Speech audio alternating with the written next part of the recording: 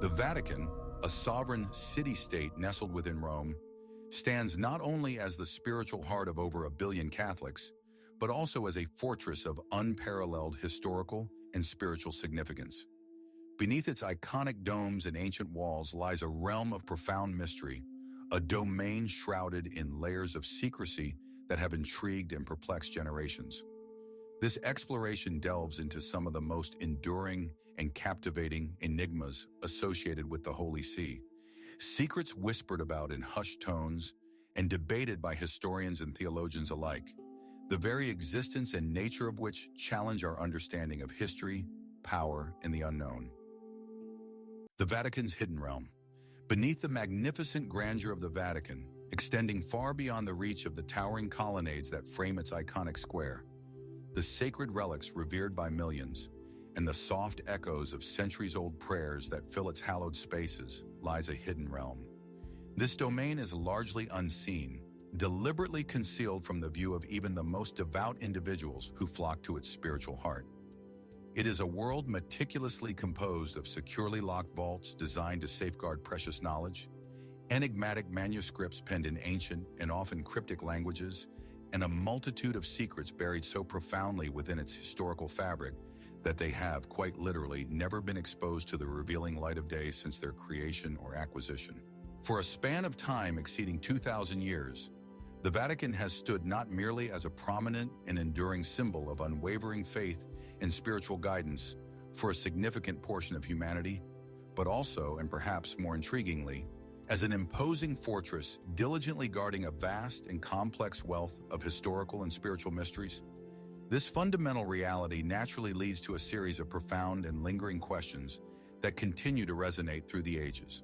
Why, for instance, are certain historical documents and ancient texts so meticulously and deliberately locked away within the Vatican's archives for centuries, their contents privy to the knowledge of only a select few individuals operating within the institution's highest and most secretive ranks? What profound and potentially disruptive truths are intentionally obscured or deliberately hidden from public view by the persistent rumors and long-standing tales of concealed chambers tucked away within the Vatican's architecture, ancient and potentially world-altering lost prophecies, and religious artifacts purported to possess extraordinary, even outright supernatural abilities that defy rational explanation? It is crucial to understand that this is not mere speculation born of idle curiosity or fabricated fictional storytelling for entertainment. These are genuine, deeply rooted and pressing inquiries that to this day remain largely unanswered and unresolved by what is widely acknowledged as undeniably the planet's most secretive and tightly controlled organization. On this expansive and illuminating journey into the depths of the unknown, we will collectively endeavor to pull back the metaphorical velvet curtain that shrouds these mysteries, venturing deep into the intriguing and often unsettling shadows cast by the long and complex arc of human history, the intricate and often subtle dynamics of power and control within institutions, and the vast enigmatic expanse of the unknown that lies just beyond our current understanding. Therefore, we invite you to please settle back comfortably, find a relaxed position, and join us as we embark on a detailed and immersive exploration of some of the most chilling, the most profoundly curious, and ultimately, the most captivating mysteries that the Vatican institution has throughout its long and storied history, never fully or adequately explained to the satisfaction of historians, scholars, or the public. What you may potentially discover, learn, and understand during the course of this investigative journey could, in fact, profoundly and irrevocably alter your fundamental perspective on the entirety of human history and the established narratives we have come to accept as truth. Tucked away discreetly behind the imposing and mighty walls of Vatican City, situated physically beneath the ever-watchful gaze of ancient saints immortalized in timeless stone and the graceful forms of sculpted marble angels that adorn its architecture, lies a place of immense historical and spiritual significance. It is a location that very few individuals outside of a select group have ever physically entered, and even fewer have managed to truly comprehend its profound historical and spiritual significance and the immense depths of its closely guarded secrets. The Apostolic Archive, a veil of secrecy. While the sun-drenched courtyards and the resplendent golden chapels of St. Peter's Basilica eloquently speak of divine beauty and the open, welcoming nature of faith, symbolizing a connection between the earthly and the heavenly, the Apostolic Archive, which was previously and perhaps more revealingly known by the historically evocative Latin title Archivum Secretum Vaticanum, implying a realm of secret or private knowledge, offers absolutely no such transparency or open access whatsoever. Its very name, steeped in historical weight and bearing significant implications, immediately conjures vivid images and notions of forbidden knowledge that is deliberately kept from humanity and fundamental truths that are intentionally and securely sealed away from public view and understanding. The entrances to this monumental and historically significant archive are characterized by their sheer, formidable weight. They are centuries-old portals crafted from thick, sturdy wood and heavily reinforced with durable iron, acting as formidable and unyielding guardians over the more than 50 miles of precious and irreplaceable shelving contained within its temperature-controlled and secure walls. Within the archive's carefully controlled depths, the internal temperature and humidity are maintained with meticulous precision to ensure the preservation of ancient documents. The air is remarkably still, creating a profound, almost palpable silence that adds to the sense of historical weight. Dust, the persistent and insidious enemy of ancient manuscripts and parchments, is diligently kept at bay with an almost sacred and unwavering diligence, a testament to the immense value and importance placed on the preservation of the countless items housed here for future generations, or perhaps for a specific future time. Illuminated only by the gentle and carefully controlled glow of soft, indirect light that minimizes damage to the fragile documents, the long corridors of the archive stretch out seemingly endlessly into the historical distance, resembling the intricate and complex veins of time itself, carrying the lifeblood of centuries. These passages are lined with an astonishing and diverse collection of ancient manuscripts, historical letters, and invaluable parchments, many of which predate the very formation and establishment of many modern nations and their political systems. Among this innumerable collection of volumes are original, handwritten notes personally penned by medieval popes, extensive and historically significant correspondence exchanged with powerful emperors, influential monarchs, and other key figures from across history, detailed transcripts of historical trials that shaped legal and religious thought, official decrees issued by papal authority, and ancient legal codes that influenced the development of law in the Western world. Here, preserved in their original form, one can find the complete and highly controversial records of Galileo's infamous Inquisition trial, a pivotal moment in the history of science and religion. One can also find the powerful papal bulls, official decrees issued by popes, that exerted significant influence and shaped the political and religious landscapes of entire empires. Furthermore, the archive houses poignant and historically significant letters written by figures like Mary, Queen of Scots, as she awaited her tragic execution, offering a personal glimpse into a pivotal historical moment. These documents are not mere fables or invented stories passed down through unreliable oral traditions. They are verifiable, tangible, and irrefutable historical facts, concrete and material pieces of some of our world's most pivotal, influential, and tumultuous periods, all meticulously preserved, cataloged, and safeguarded under multiple layers of physical lock and legal key. Access to this extraordinary and historically significant archive, while not entirely impossible for the determined and persistent scholar, is undeniably far from being easily or readily granted to just anyone who seeks entry. Only highly qualified and specifically credentialed scholars who possess clearly defined and precise topics of research that meet the Vatican's criteria are granted the rare and coveted privilege of entry into these hallowed and restricted halls. Once granted access and physically inside, they are permitted to request access to a strictly limited number of specific documents relevant to their approved research, always under the watchful and direct supervision of designated Vatican staff members who ensure adherence to strict protocols. Furthermore, they are required to provide a clear, compelling, and detailed justification for each and every one of their specific inquiries and document requests. no matter how seemingly minor or insignificant the requested item may appear on the surface. Browsing randomly through the vast collection of documents is strictly prohibited. The use of any form of photography or electronic recording device is absolutely forbidden within the archive's walls, and venturing into the deepest, most securely sealed vaults, those specific sections of the archive that remain entirely and explicitly closed off to any form of outside scrutiny, including that of most scholars, is absolutely not permitted under any circumstances whatsoever. So given these stringent restrictions and the inherent secrecy, the question naturally and compellingly arises: what precisely are the secrets and the knowledge that lie beyond those heavily restricted and guarded doors, hidden from the world? It is precisely within the context of this profound and deliberate unknown that widespread speculation and intriguing conjecture begin to intensely circulate and stir imaginations among historians, researchers, and those interested in the Vatican's hidden history. Apocryphal Gospels and Lost Prophecies. A prevalent and often discussed belief held by some is that the Vatican institution possesses a significant collection of ancient and potentially world-altering writings long considered irrevocably lost to the accepted annals of history, texts that, if brought to light or made public, could potentially and fundamentally reshape the very foundations upon which Christianity has been historically built and is currently understood. Among the more persistent, widely discussed, and intriguing theories is the purported existence within the archive of apocryphal Gospels,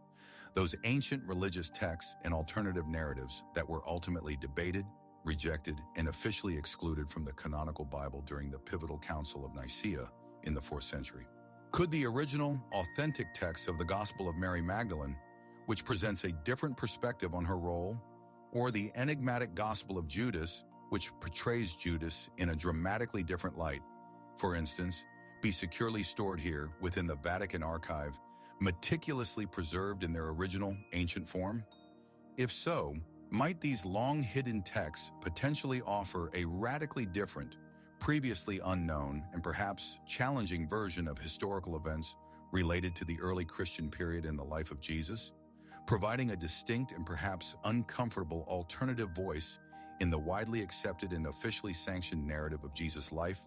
teachings, and the origins of Christianity? Officially, the Vatican institution has consistently and steadfastly maintained that no such specific apocryphal documents are acknowledged to exist within their extensive collections, offering no official confirmation of their presence. And yet, despite these consistent official denials from the Holy See, whispers, rumors, and persistent speculation among those interested in the topic continue to circulate and resonate with remarkable tenacity and longevity. Others point to potentially hidden letters and official edicts concerning early Christian heresies, historical accounts, and records of religious sects and theological movements that deviated significantly and fundamentally from the established Roman doctrine and the emerging Orthodox Christianity, groups whose histories and beliefs were often systematically suppressed and effectively erased from the official historical narrative through methods like the burning of their texts and official decrees condemning their followers. Could these significant lost doctrines and alternative theological perspectives, meticulously preserved in secret within the Vatican Archive for centuries,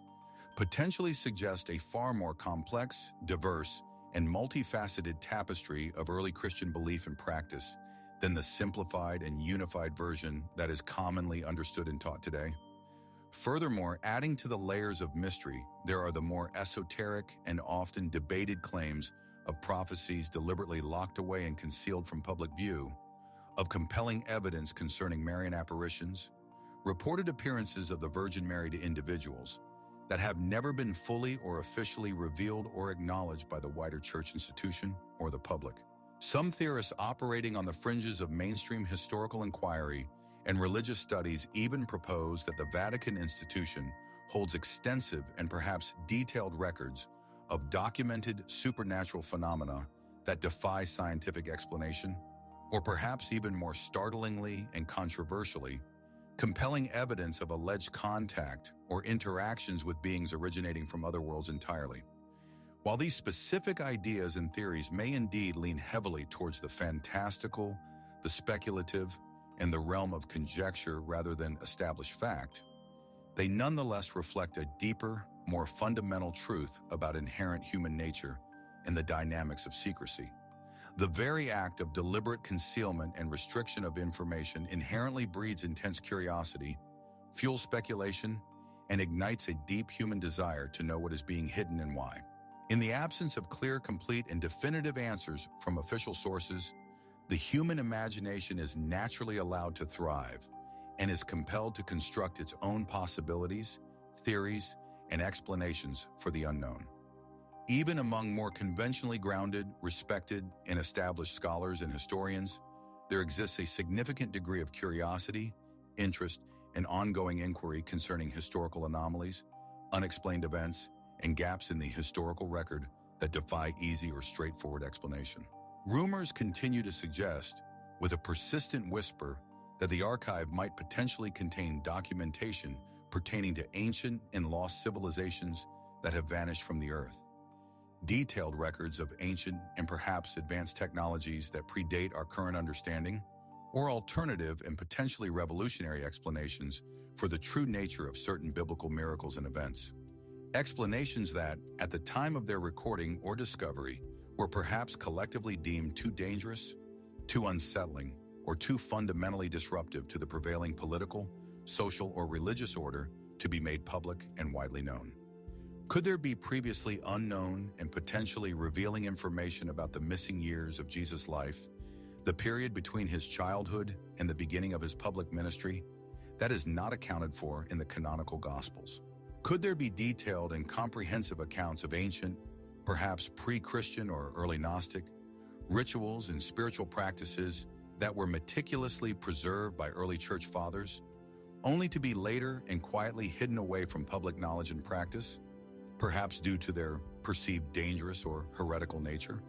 But perhaps the most profound and enduring mystery of all, the core enigma that underpins all the others, is not precisely what specific documents, relics, or knowledge is being hidden within the Vatican Archive,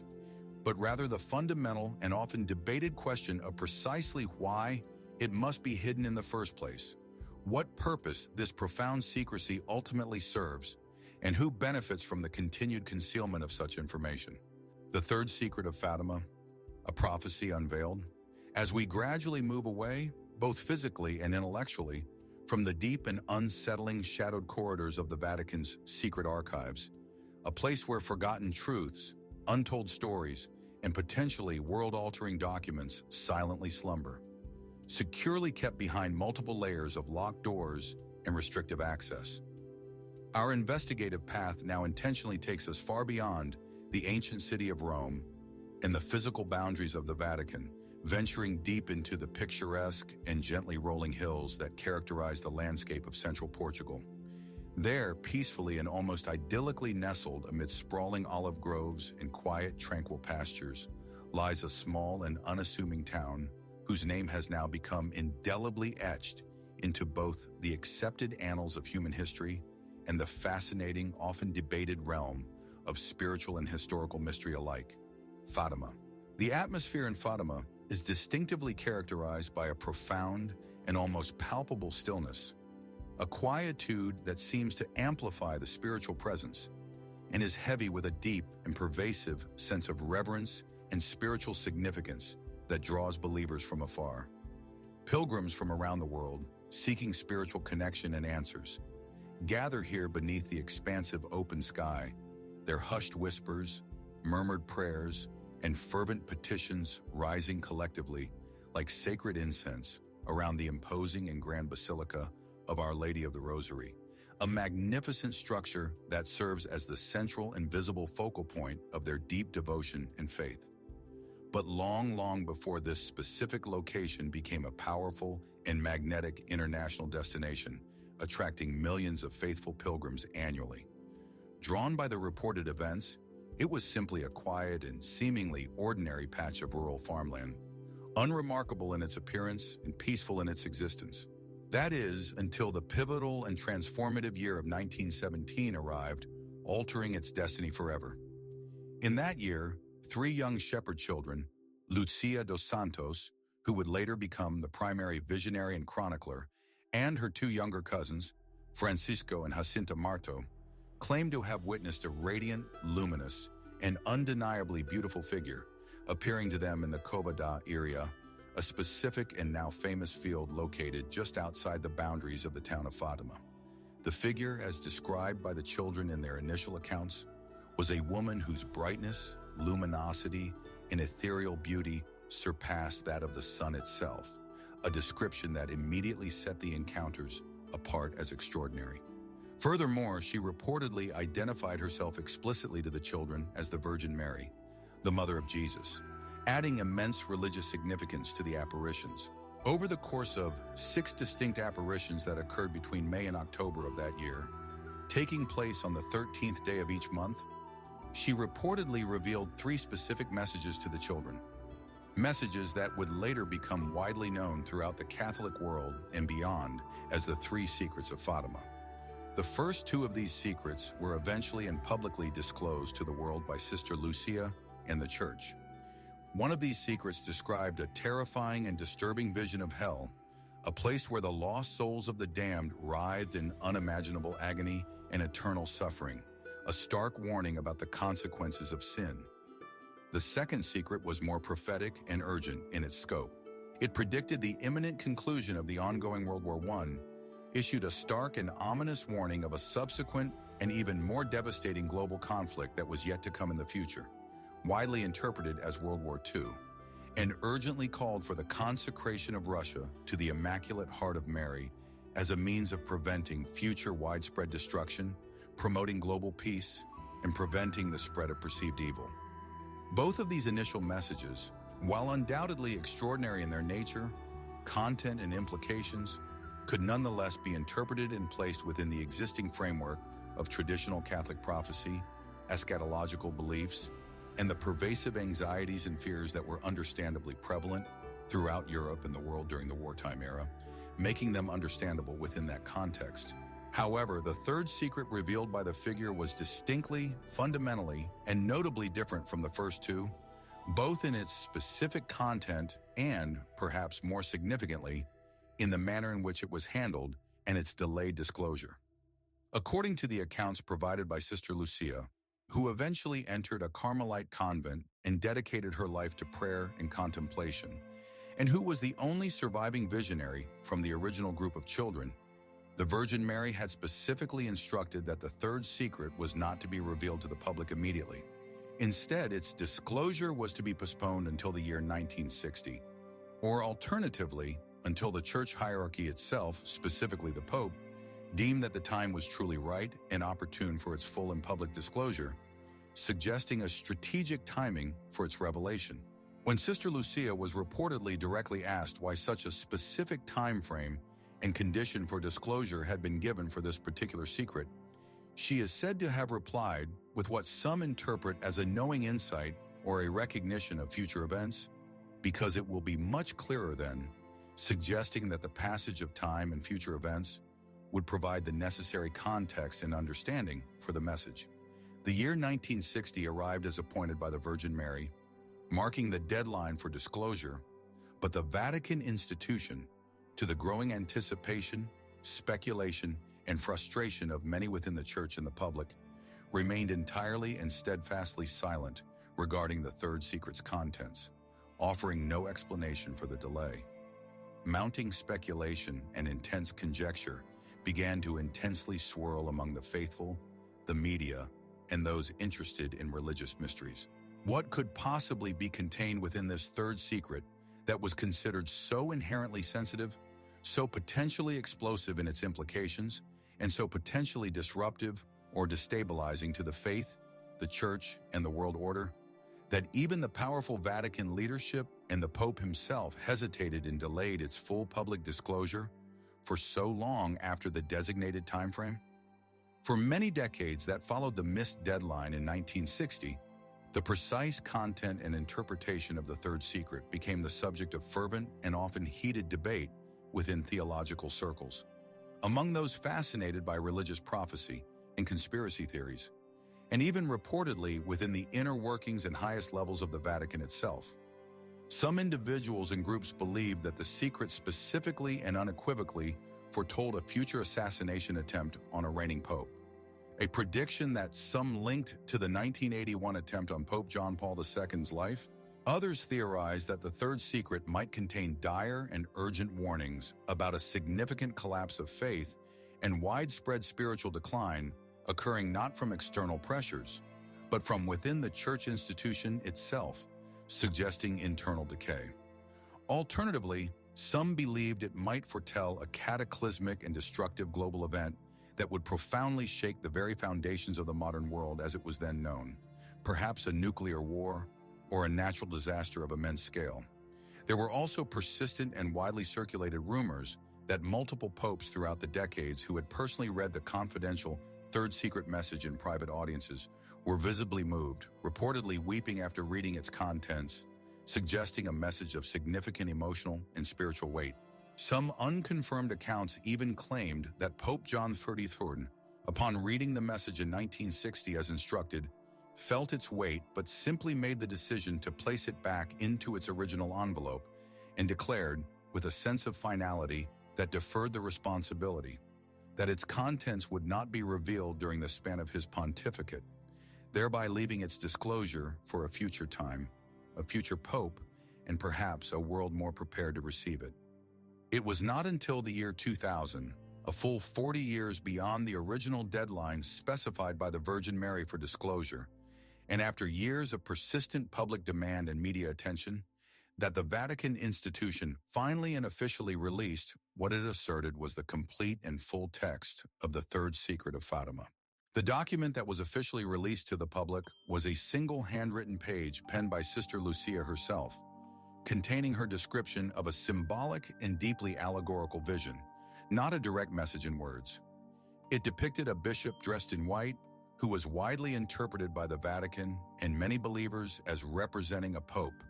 making a difficult and arduous ascent up a rugged mountain towards a cross, symbolizing the path of suffering and redemption. Along the way, he is shown passing through a city depicted as being in ruins and filled with the bodies of the dead, suggesting widespread destruction or martyrdom. Upon finally reaching the summit of the mountain after his difficult journey, the bishop is tragically and violently shot and killed by a group of soldiers, symbolizing persecution and martyrdom. The symbolic vision concludes with angels gathering the blood of the martyrs, suggesting the redemptive power of suffering for the faith. The Vatican's official explanation and interpretation of this symbolic vision was that it had been ultimately fulfilled in the 1981 assassination attempt on Pope John Paul II, who, although shot and seriously wounded, survived the attack, thereby suggesting the vision represented an event that had already occurred, not a future one. For some individuals among the faithful and the public, this official interpretation provided a sense of closure and resolution to the long-standing mystery surrounding the Third Secret. However, for many others, the mystery surrounding the Third Secret only deepened and became more complex, leading to further questions and doubts about the completeness of the disclosure. Was the text that was officially released truly the complete and entire message provided by the Virgin Mary, or was something potentially omitted? Sister Lucia's original description of the Third Secret, as reported by those who had seen her handwritten account, reportedly spanned multiple pages of text, suggesting a more extensive and detailed message than the single page released by the Vatican. Yet the version that was officially published by the Vatican was notably and strikingly brief, containing only the description of the vision, leading to widespread questions and speculation about whether anything had been deliberately omitted or withheld from the public. And while the vision described in the released text was undeniably powerful, evocative, and deeply symbolic, it seemed to lack the precise specificity and direct, explicit language that characterized the first two secrets of Fatima, which contained clear predictions and calls to action. In the released text, there was no explicit mention of the Virgin Mary delivering the message or offering commentary, no clear and direct message or instruction provided in plain language, only symbolic imagery that was inherently open to various interpretations and understandings, which some found unsatisfying. Cardinal Joseph Ratzinger, who would later go on to become Pope Benedict XVI, and who was involved in the disclosure of the secret, had at one point, prior to the 2000 release, hinted that the third secret specifically dealt with imminent dangers to the faith itself, a significant theme that was arguably not overtly or clearly present in the symbolic vision as released in 2000, leading some to believe that a part of the message might still be hidden. Even more curiously and intriguingly, some Vatican insiders who were in a position to know, such as Archbishop Loris Capivilla, who served as the personal secretary to Pope John VI and reportedly handled the original document in 1960, have suggested, in later statements, that there may have been more than one document containing the third secret message, or perhaps additional text accompanying the vision, raising the distinct possibility that what was officially released was not the entirety of the message provided by the Virgin Mary at Fatima. These noticeable discrepancies between reported original accounts and the official release, and the lingering questions they raise, have continued to fuel intense speculation, debate, and theories about the third secret ever since the official disclosure in 2000. Could the genuine and complete third secret potentially contain a warning of a future apostasy or widespread abandonment of faith occurring not from external pressures, but from within the church institution itself, a decline in belief originating from internal sources? Could it possibly contain prophecies so stark, so unsettling in their implications, and so potentially alarming in their predictions, that successive popes throughout the decades genuinely feared the severe consequences and potential negative impact of its full and public disclosure on the faithful and the church's stability? Some individuals firmly believe that the secret may foretell significant and dramatic events that are still yet to come in the future. A global war of unprecedented scale and destruction, a catastrophic environmental collapse affecting the planet on a wide scale, or perhaps even a profound and deeply challenging crisis of conscience or a schism occurring at the very heart of Catholicism itself, dividing the church. And yet, despite all the speculation, the diverse theories, and the detailed historical analysis, there remains no definitive, irrefutable proof that the released text was incomplete or that a real third secret remains hidden. Only fragments of information, only lingering shadows of doubt and possibility that keep the mystery alive. The Vatican officially maintains its position that the complete and full secret of Fatima has indeed been released to the public in 2000, and that its ultimate meaning and interpretation rests solely within the hearts and minds of the faithful, open to individual understanding guided by faith. Sister Lucia, prior to her death in 2005 at the age of 97, reportedly affirmed the published vision as being authentic and a genuine part of the third secret. However, skeptics continue to question whether she was truly in a position,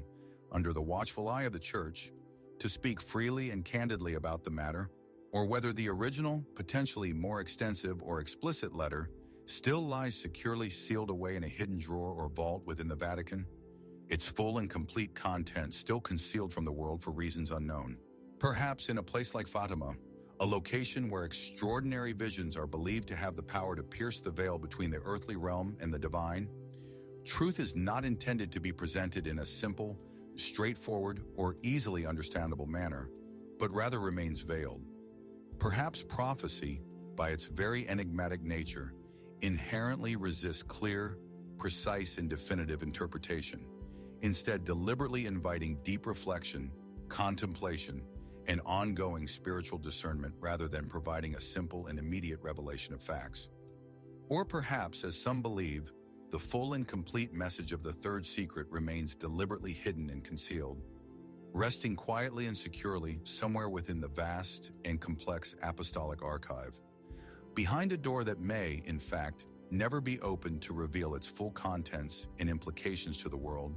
its meaning reserved for a future time or event. So, we are ultimately left, after decades of searching and speculation, with the profound and lingering question that continues to resonate. Was the third secret of Fatima truly and fully revealed to the public in 2000? Or does the genuine and complete message still reside in profound and deliberate silence, patiently waiting for a world that is either genuinely willing or perhaps desperate enough due to future circumstances to hear and understand its full and potentially transformative implications? The Chronovisor, a glimpse into time? As the lingering whispers, unanswered questions, and intense speculation surrounding the third secret of Fatima gradually dissolve and merge into the deeper, broader, and more intricate currents of Vatican mystery, our investigative journey now turns towards one of the strangest, most unconventional, and most intensely debated claims ever officially or unofficially linked to the Holy See. It is a narrative that sounds far more like the complex and imaginative storyline of a science fiction novel or a fantastical tale than anything one might reasonably expect to originate from within the Vatican's highly guarded, traditional, and deeply rooted inner circles. And yet, this extraordinary and controversial story purportedly comes not from the realm of fiction, speculation, or imaginative storytelling, but from the personal testimony and detailed account of a seemingly credible and respected Benedictine monk. They referred to this purported device by a rather technical-sounding and intriguing name, the chronovisor. Astonishingly, despite the detailed accounts of its capabilities, no photographs of this purported device are known to exist anywhere.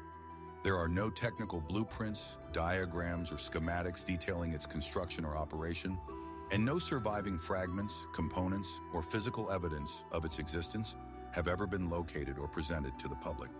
And yet, despite this complete and utter lack of tangible evidence, its alleged existence and the claims associated with it continue to intensely stir curiosity, fuel widespread speculation, and provoke debate among those interested in Vatican secrets, historical anomalies, and unexplained phenomena. According to the detailed testimonies, published accounts, and personal statements provided by Father Pellegrino Ernetti,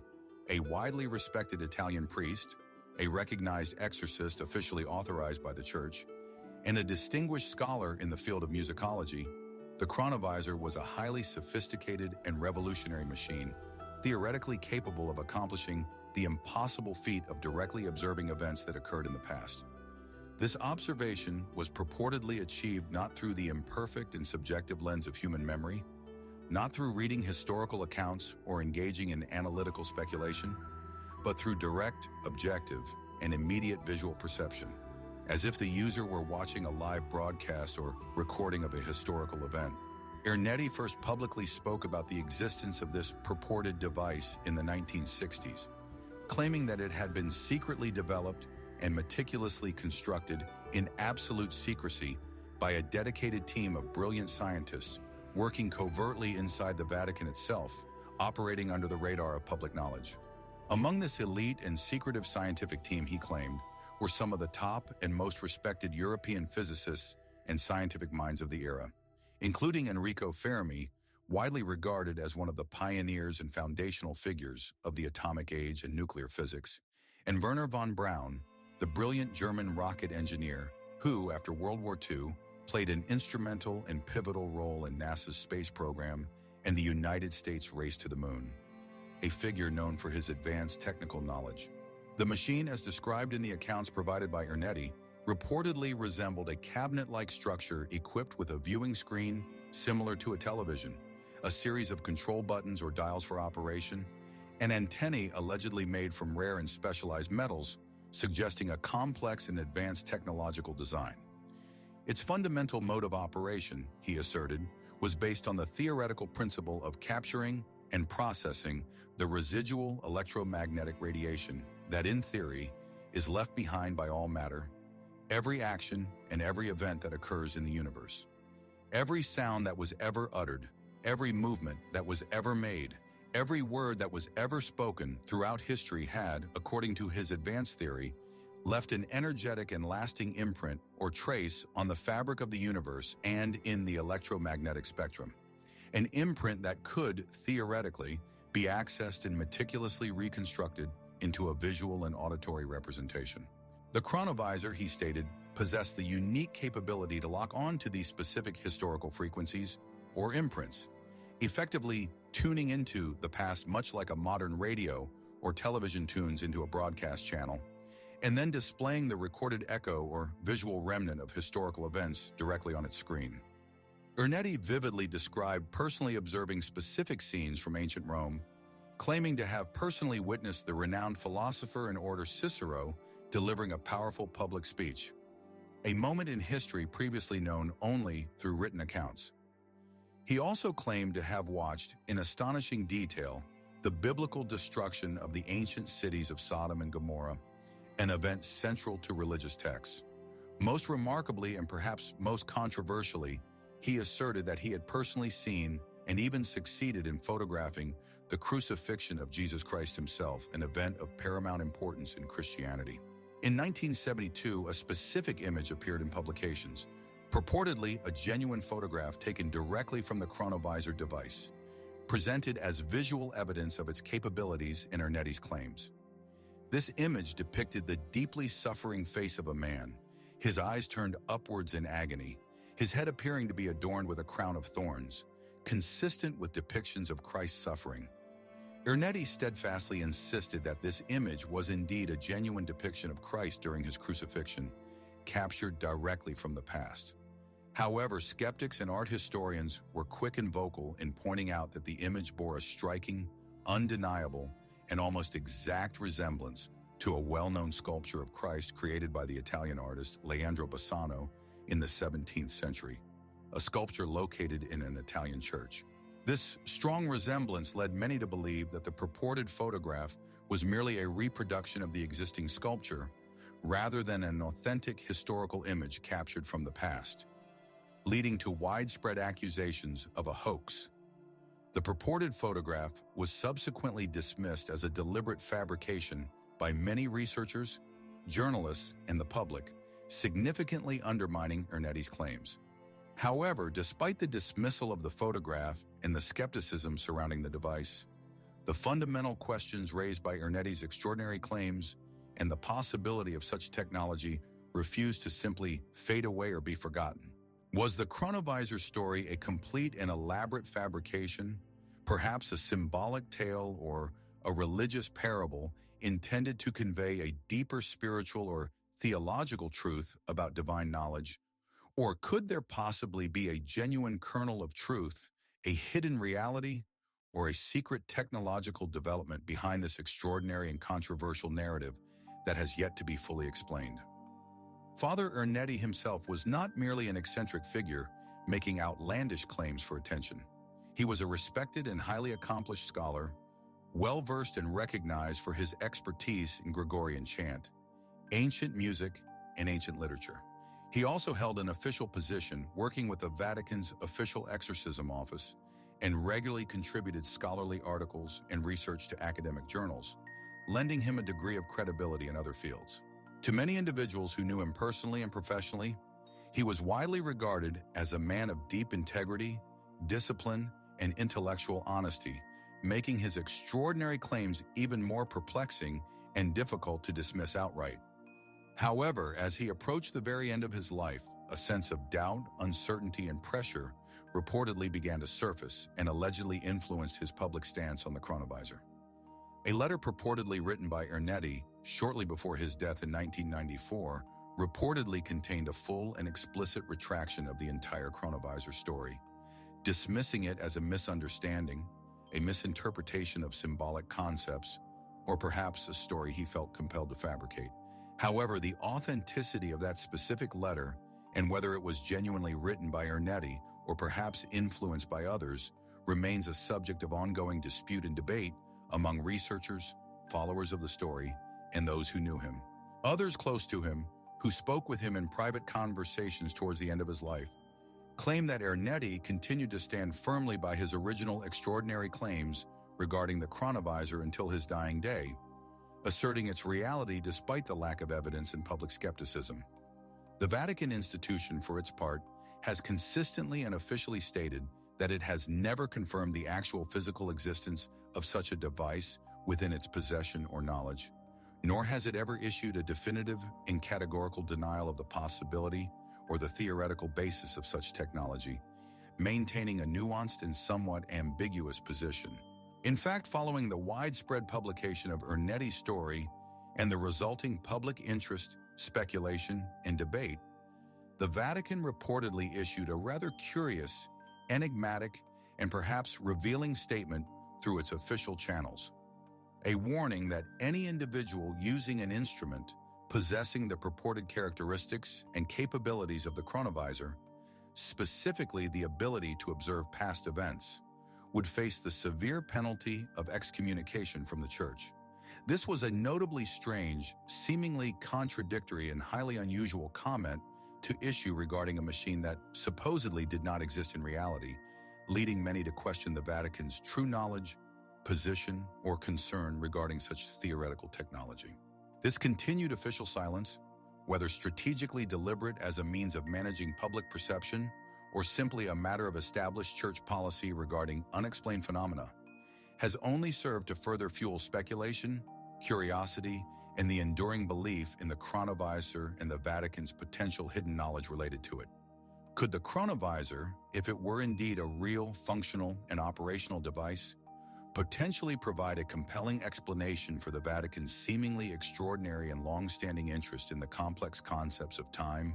the study of history, and the interpretation of prophecy throughout its history? Is it possible that such a revolutionary device, even if currently in a partial, non-operational, or dismantled state, might be securely stored and deliberately hidden away within the vast and complex Apostolic Archive, concealed from the world? Not because it failed to work or was a hoax, but precisely because it did work, or had the potential to, thereby posing a significant challenge to existing knowledge and power structures. Some theorists and researchers propose that the chronovisor may have been deliberately dismantled, hidden, or suppressed not out of technical failure or a lack of functionality, but out of a profound and institutional fear of the consequences of its existence and use. Fear of the potentially earth-shattering and disruptive consequences of allowing humanity unrestricted access to witnessing unfiltered truth, reality, and all past events directly from history. What would truly happen to human society, to historical narratives, to religious beliefs, and to political structures if humanity possessed the capability to observe any moment in time, to witness any historical event directly and objectively? What long-held historical truths, established narratives, and deeply ingrained beliefs would be undeniably confirmed by such a device, and what others would be irrevocably denied, disproven, or fundamentally challenged? Would such a revelation lead to the complete destruction of faith in existing religious frameworks entirely? Or would it instead fundamentally rewrite and reshape them in unforeseen, perhaps challenging ways, requiring a complete reinterpretation of sacred texts and historical events? Would governments and powerful entities around the world attempt to seize control of this revolutionary and powerful technology for their own strategic and manipulative purposes, potentially controlling access to historical truth itself? Could it potentially be weaponized, not as a tool of physical destruction in the conventional sense, but as a powerful instrument of control, manipulation, or psychological warfare over populations by controlling access to historical narratives? Others offer a more symbolic, spiritual, and less literal interpretation of the chronovisor story, suggesting it represents something beyond a physical machine. Perhaps the chronovisor was never intended to be understood as a physical or technological machine in the literal sense of nuts and bolts, but rather as a powerful metaphor for divine omniscience, a spiritual lens through which to view the entirety of reality and time, a mystical concept of divine knowledge given tangible or conceptual form for a modern and scientifically oriented age that sought explanations in technology. After all, many religious traditions and belief systems throughout history speak of divine omniscience, the concept of God having perfect and complete knowledge of all things past, present, and future, of celestial records meticulously kept in heaven detailing all human actions,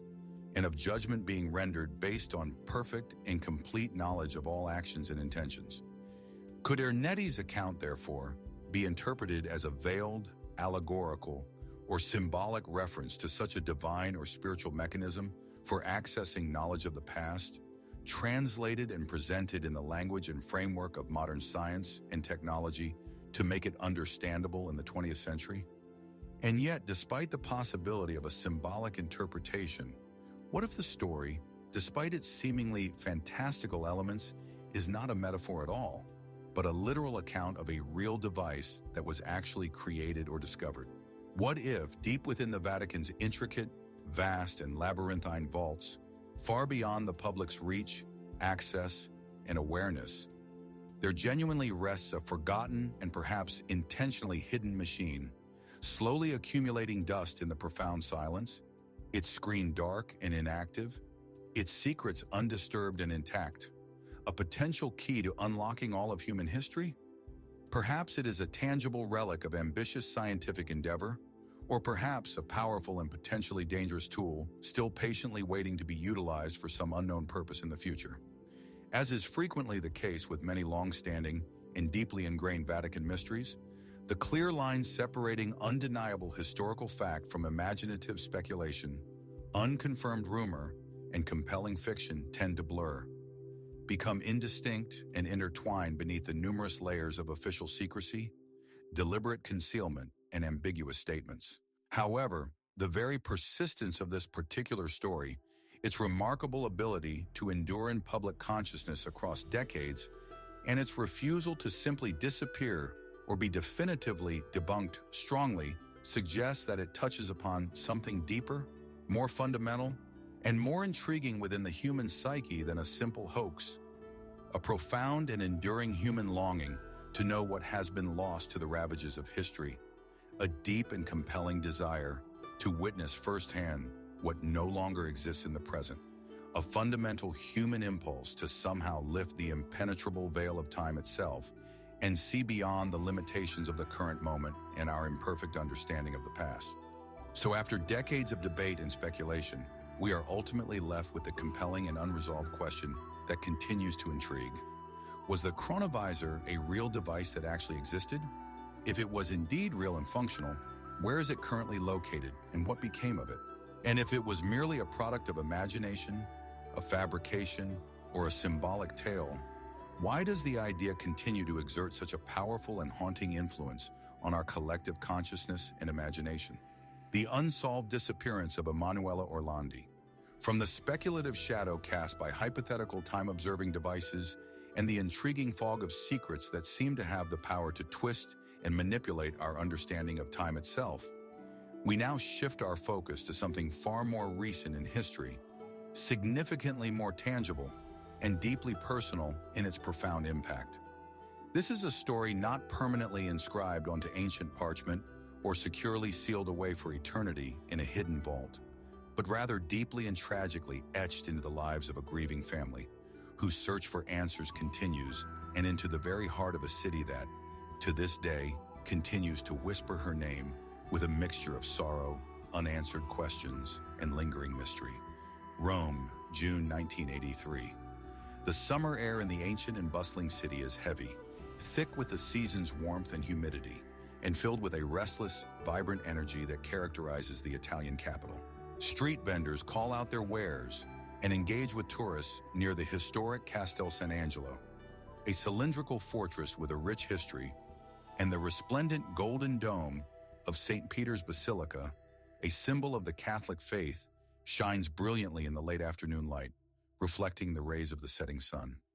In a quiet, unassuming apartment located within the secure boundaries of Vatican City property, just a short distance from the spiritual and administrative heart of Catholicism, a 15-year-old girl named Emanuela Orlandi is finishing her scheduled flute lesson. She gathers her sheet music and her instrument, makes a brief and seemingly ordinary phone call to her older sister, and then steps out onto the familiar Roman streets located just outside her apartment building. She is never seen or heard from again after that moment, as if she had simply vanished without a trace. Emanuela Orlandi was not just any typical teenager living in the bustling city of Rome. She held a unique and privileged status as a citizen of the Vatican, one of the very few lay individuals, not clergy members, officially residing within the carefully guarded walls and secure boundaries of the tiny sovereign state. Her father held a respected position working as a clerk for the prefecture of the papal household, placing their family life deeply within the daily rhythms, routines, and rituals of Vatican existence and its inner workings. Her life was notably sheltered, protected, and closely intertwined with the daily operations and traditions of the Holy See, a world largely separated from the outside city. And yet, on that seemingly quiet and ordinary June evening, Under the watchful eye of Vatican security,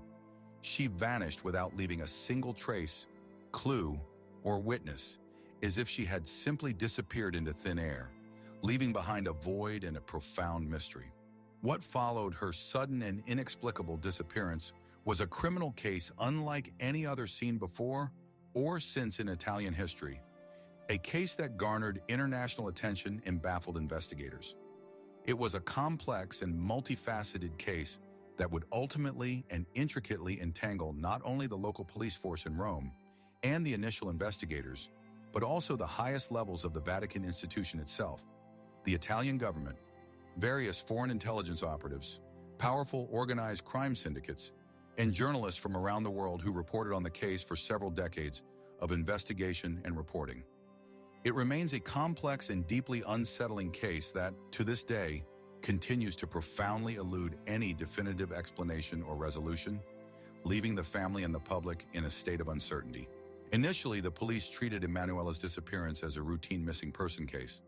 a common occurrence in any large city, albeit one with a high profile due to her Vatican connection. They considered the possibility that perhaps Emanuela had simply run away from home due to teenage rebellion or personal issues, or perhaps it was a straightforward kidnapping for ransom by opportunistic criminals. But quickly, inconsistencies, puzzling details, and unexpected developments began to emerge that significantly complicated the initial assessment and introduced elements of intrigue. Friends of Emanuela reported seeing her near a specific bus stop on the day she disappeared, engaged in conversation with a man described as being in a dark BMW automobile who had reportedly offered her a job distributing flyers, an unusual and perhaps suspicious detail for the sheltered girl. Others who saw her that day noted that she seemed visibly agitated, upset, and perhaps troubled, as if something significant had occurred earlier that day to disturb her usual demeanor or had been weighing heavily on her mind. Then adding another layer of complexity, international intrigue, and mystery to the case came a series of anonymous phone calls received by the Orlandi family home. Anonymous men contacted the Orlandi family home, each claiming, in separate calls, to have kidnapped Emanuela and to be holding her captive. They made specific, extraordinary, and politically charged demands, primarily calling for the release of Mehmed Ali Aka, the man who had been imprisoned for attempting to assassinate Pope John Paul II just 2 years prior to Emanuela's disappearance, a detail that immediately suggested a possible connection to the assassination attempt. The theory that emerged from these strange and unsettling calls was shocking and almost unbelievable in its implications. That Emanuela Orlandi had been deliberately taken and held as leverage by a group identifying itself as the Grey Wolves, a Turkish ultra-nationalist organization with alleged ties to Ali Aka and a history of political violence. Was this abduction a simple criminal act primarily motivated by financial gain or a straightforward ransom demand? Or was it a highly calculated, politically motivated move with significant international dimensions intended to exert pressure on the Vatican or other governments? But just as abruptly and mysteriously as the phone calls began, they suddenly stopped, leaving investigators and the family without any further communication, demands, or clues. There was no proof of life provided by the anonymous callers to verify Emanuela was alive. No further demands were made to negotiate her release, and no credible leads emerged from the calls that could be substantiated or followed up by investigators, leaving the case at a standstill. Years passed with no significant progress made in the investigation and no sign of Emanuela. Then new threads of information, new potential connections, and new theories appeared, often originating from unconventional sources, bringing with them even more questions, greater complexity, and renewed but ultimately unresolved hope. One individual with inside knowledge of Vatican affairs, speaking anonymously, suggested that certain high-ranking clergy members within the Vatican possessed more information about Emanuela's disappearance than they were publicly admitting or disclosing to investigators, hinting at a possible cover-up. An Italian mobster's mistress later came forward and provided a detailed testimony, alleging that Emanuela had been abducted on direct orders from the Banda della Maliana, a powerful and notorious Roman criminal syndicate that had significant connections to the Vatican, including financial ones. She claimed that the young girl was used as a pawn and a bargaining chip to pressure the Vatican institution into repaying a massive debt allegedly owed to the criminal group. Her body, the mistress claimed in her testimony, had been buried within the foundations of a specific church in Rome that had historical ties to the criminal organization. That church, San Apollinare, subsequently became a central focal point of the investigation and intense public attention, leading to excavation efforts. In 2005, a tomb located within the church was opened in connection with the Orlandi case due to the mistress's allegations, leading to renewed interest in the cold case. Inside the tomb, the remains of Enrico de Pedis, a notorious gangster and a leader of the Banda della Magliana, were found buried in a location typically reserved exclusively for high-ranking clerics, an extremely unusual circumstance that raised further questions about his connection to the church. However, despite the disturbing and unexpected discovery of the gangster's remains, there was tragically no trace whatsoever of Emanuela Orlandi found within the tomb, offering no resolution to her disappearance. Still, despite the lack of definitive evidence, the theories and speculations surrounding the case persisted and continued to circulate, fueled by the unanswered questions and the unusual circumstances. Some individuals suggested that Emanuela had somehow become entangled or involved in a clandestine and secret circle operating within the Vatican itself, perhaps related to illicit activities or a hidden world within the Holy See. Others spoke of the possible existence of secret recordings related to the case, of witnesses who had been deliberately silenced or intimidated to prevent them from speaking out and revealing what they knew, or of official dossiers and records related to Emanuela's case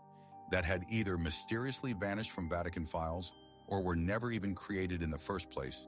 suggesting a deliberate effort to conceal information. In 2012, perhaps in response to ongoing public pressure, continued media attention, and the lack of progress, the Vatican institution took the unexpected and significant step of reopening an internal investigation into Emanuela's disappearance, decades after previously claiming it had no jurisdiction or knowledge of the affair, a move that reignited hope but also raised questions about their previous stance. In 2019, responding directly to a renewed request and a heartfelt letter from the Orlandi family seeking information and answers, the Vatican authorized the unprecedented opening of two seemingly ordinary sealed tombs located within the exclusive Teutonic Cemetery, an ancient burial site situated behind St. Peter's Basilica, accessible only to members of certain German-speaking institutions and their families. The tombs themselves, prominently marked with angelic sculptures and bearing historical Latin inscriptions, were officially said to contain the remains of two princesses from the 19th century, their historical resting place. However, when investigators carefully opened the tombs as authorized by the Vatican, they made a startling, unexpected, and deeply perplexing discovery. The tombs were completely and inexplicably empty.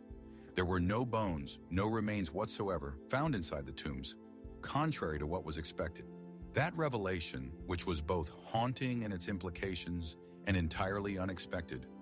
only served to further deepen the profound sense that something significant and unexplained was being deliberately concealed or hidden within the Vatican or related to the location. Why had the tombs been disturbed and emptied of their historical contents? Where had the remains of the two princesses gone, and when had they been removed? And perhaps more pressingly, in the context of the Orlandi case, had Emanuela ever been interred in that location at all, as the opening of the tombs in connection with her case seemed to imply, or was the connection a deliberate misdirection? The Vatican has consistently and repeatedly denied any knowledge or involvement in Emanuela's disappearance or any alleged cover-up related to the case. And yet, despite these consistent official denials from the Holy See, for 4 long decades, definitive, clear, and satisfying answers to the questions surrounding her vanishing act have remained frustratingly elusive and unresolved, leaving the Orlandi family in a state of perpetual grief and uncertainty. Every few years, a new official statement is released by the Vatican, a new potential lead emerges from unofficial sources, or a new document is purportedly discovered or disclosed, often promising to bring clarity, resolution, and answers to the complex case. Yet in reality, these developments often only tend to leave behind more unanswered questions and deeper layers of mystery in their wake. Was this complex and long-running case ultimately a crime driven by political manipulation, international intrigue, and demands for leverage? Was it a tragic instance of organized crime exploiting the vulnerabilities and internal workings of the church institution for its own nefarious purposes, perhaps related to finance? Or was it something far darker, more unsettling, and buried deeper within the intricate, secretive workings of the Vatican, potentially involving powerful and influential actors from within the Holy See itself who sought to silence or conceal something? The Orlandi family, led with unwavering resilience, persistent determination, and relentless resolve by Emanuela's brother, Pietro, who has dedicated his life to the search, has never ceased their determined search for his sister. They search not necessarily for justice in a legal sense, or even for a sense of final closure that might bring peace, but simply and fundamentally for the truth about what happened to their daughter and sister on that fateful June evening in 1983. And the world, watching this prolonged and unresolved mystery unfold, continues to collectively ask the same perplexing and haunting question. How does a young girl, a citizen of the Vatican, simply and completely disappear from the very heart of the world's most heavily guarded, secure, and closely monitored city-state, a place ostensibly surrounded by multiple layers of security, strict protocol, and immense spiritual authority, without a single credible witness coming forward immediately, without a single clear image capturing her fate on surveillance, or without a single confession shedding light on her whereabouts or what occurred? Perhaps the truth in this complex and enduring case lies not in what is visible or explicitly stated by official sources, but rather in what remains deliberately, carefully, and strategically obscured and hidden from public view. Perhaps somewhere, hidden away within a locked drawer, concealed within a sealed corridor, or buried deep within the vast Vatican archives, the answer to Emanuela's disappearance patiently waits, entirely untouched by the passage of time and the decades of searching and speculation. And so we ask the haunting and unresolved question once again: what truly happened to Emanuela Orlandi? And why, after 40 long years of silence and unanswered questions, does the Vatican institution still appear to hesitate, refrain, and perhaps refuse from fully and definitively stating what it knows, what it may be concealing, or what happened within its jurisdiction? The prophecy of the popes foretelling the end. As the lingering echoes of the unresolved story, the unanswered questions, and the enduring mystery of Emanuela Orlandi continue to resonate through the corridors of power within the Vatican and the silence that surrounds its inner workings, we now turn our attention towards a different kind of historical mystery, one that stretches not merely across a few turbulent decades, but across many centuries of complex history. This is a mystery that purports, through an ancient text, to foresee the very future trajectory of the Catholic Church as an institution, and according to some interpretations and analyses of its content, potentially even foretell its ultimate demise or transformation.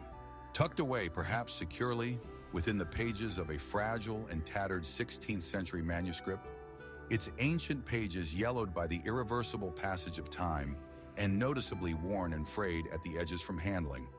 lies a prophecy whose enigmatic and often cryptic content has haunted the thoughts of popes throughout history, puzzled the minds of historians and scholars who have attempted to interpret it, and stirred a quiet, persistent sense of unease, anticipation, and apprehension within the venerable halls of the Vatican itself. This prophecy is widely known throughout the Catholic world, and among those interested in religious predictions, by its formal and descriptive title, the Prophecy of the Popes. This prophecy is presented as a comprehensive and continuous list composed of 113 cryptic and often symbolic Latin phrases or mottos, each individual phrase purportedly intended to briefly predict, describe, or allude to every successive pope who would lead the Catholic Church from the 12th century right through to the very last one the world will ever witness, according to the prophecy's own conclusion. The origin of this intriguing and controversial prophecy is traditionally attributed to Saint Malachy, a 12th century Irish archbishop who was renowned during his time for his deep piety, his ascetic lifestyle, and his purported mystical visions and spiritual insights. According to the long-standing tradition and historical accounts associated with the prophecy,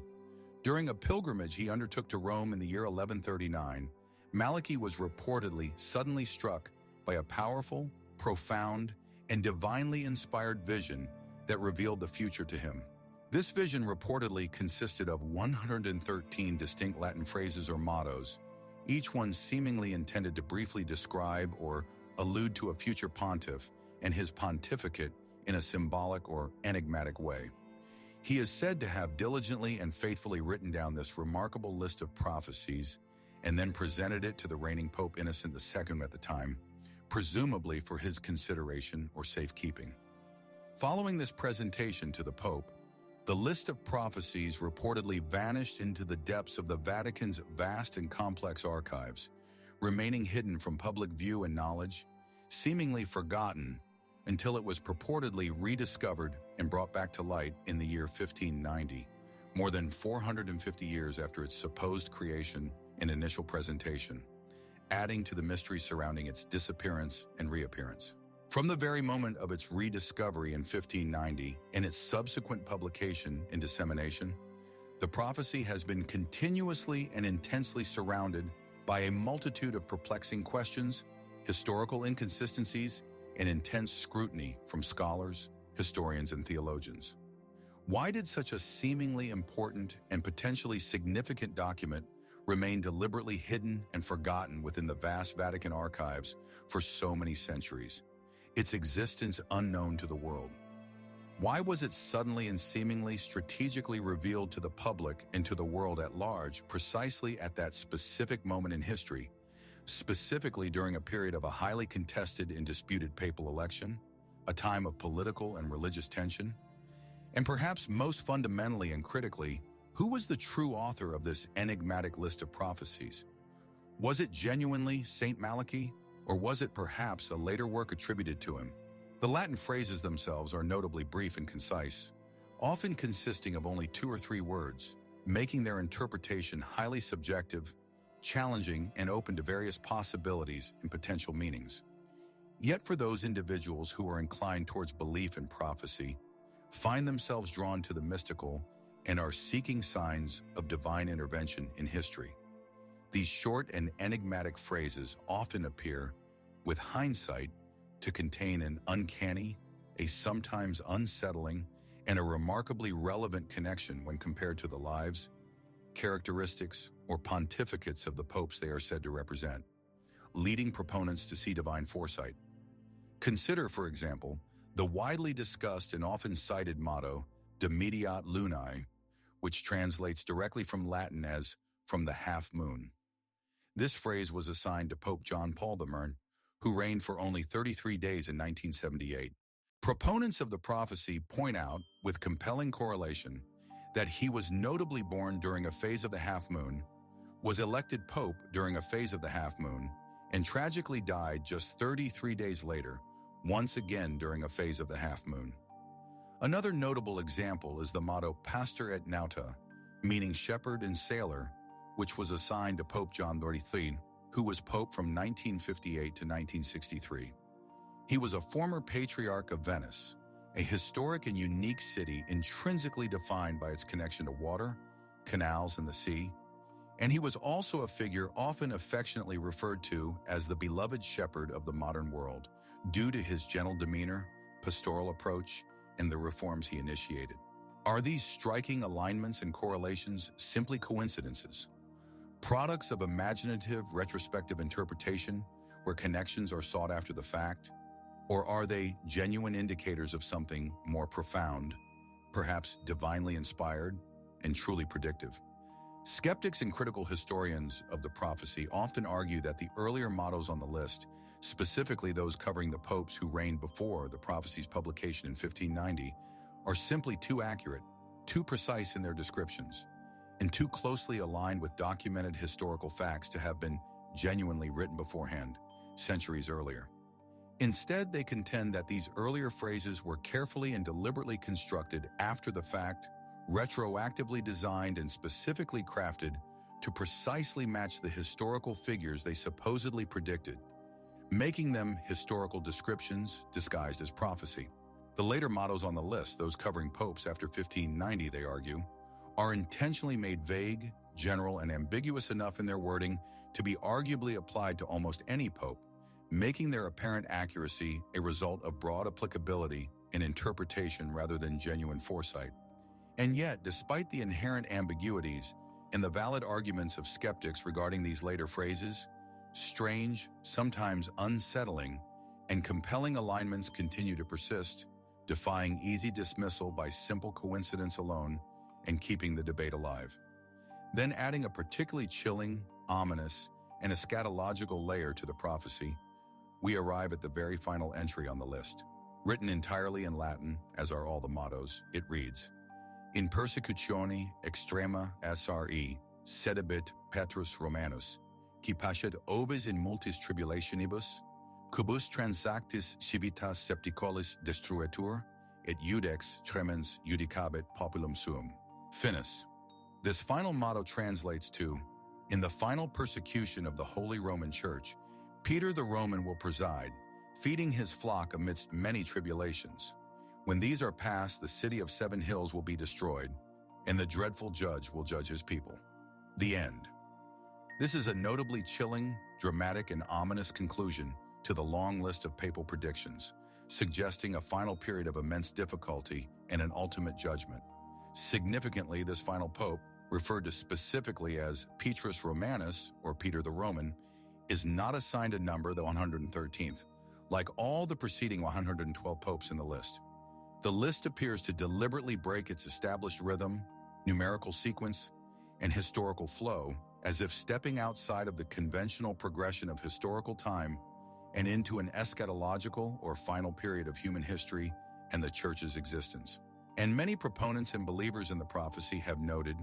with a palpable sense of unease, anticipation, and even fear, that the current Pope, Francis, is currently the 266th Pope,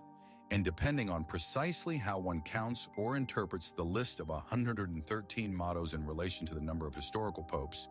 he is potentially and perhaps significantly the 112th and final pope mentioned in Malachi's vision, the one who immediately follows Pope Benedict XVI, who is widely considered to be the 111th and second-to-last pope described in the prophecy. However, a point of notable contention for believers is that Pope Francis's given name is not Peter, nor is he a Roman by birth, as he was born in Argentina, seemingly contradicting the final motto. Yet some ingenious proponents of the prophecy, seeking to reconcile this discrepancy, have pointed to his chosen papal name, Francis, specifically after Saint Francis of Assisi, whose birth name was Giovanni Ira di Pietro di Bernardoni, John, son of Peter, thereby suggesting a potential, albeit indirect, connection to the name Peter through his patron saint's original family name.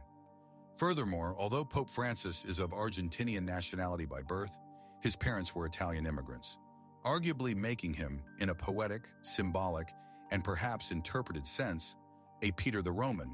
a connection proponents argue fulfills the prophecy's description. Could this interpretation, particularly regarding the name, be a forced stretch of logic,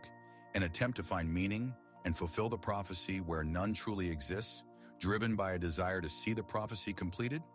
Perhaps. But in the complex, often symbolic and interpretive context of prophecy, interpretation frequently navigates the fine line between poetic allusion, symbolic meaning, and deeply held religious belief, leaving room for diverse understandings. Still, what is truly unsettling generates the most apprehension among the faithful and continues to fuel discussion is not the specific name associated with the final pope, but rather the vivid, dramatic, and ominous imagery explicitly depicted in the final phrase. The mention of a final persecution of the Church, the predicted destruction of Rome, the city of 7 hills, and the ominous prospect of the last judgment for humanity. What could these dramatic and eschatological elements truly signify in reality? Is the prophecy intended to be interpreted literally, foretelling a literal, physical, and perhaps apocalyptic end to the Catholic Church as an institution, or perhaps even to the world itself? Or is it intended to be metaphorical, a symbolic vision depicting a period of profound spiritual crisis within the Church? A significant internal collapse of faith or unity, or perhaps the gradual fading of the Church's influence, authority, and relevance in a rapidly changing modern or future age? The Vatican institution has officially and consistently maintained its position that it does not formally recognize the prophecy of the popes as an authentic, divinely inspired or official text relevant to Church doctrine or future events, treating it largely as a historical curiosity.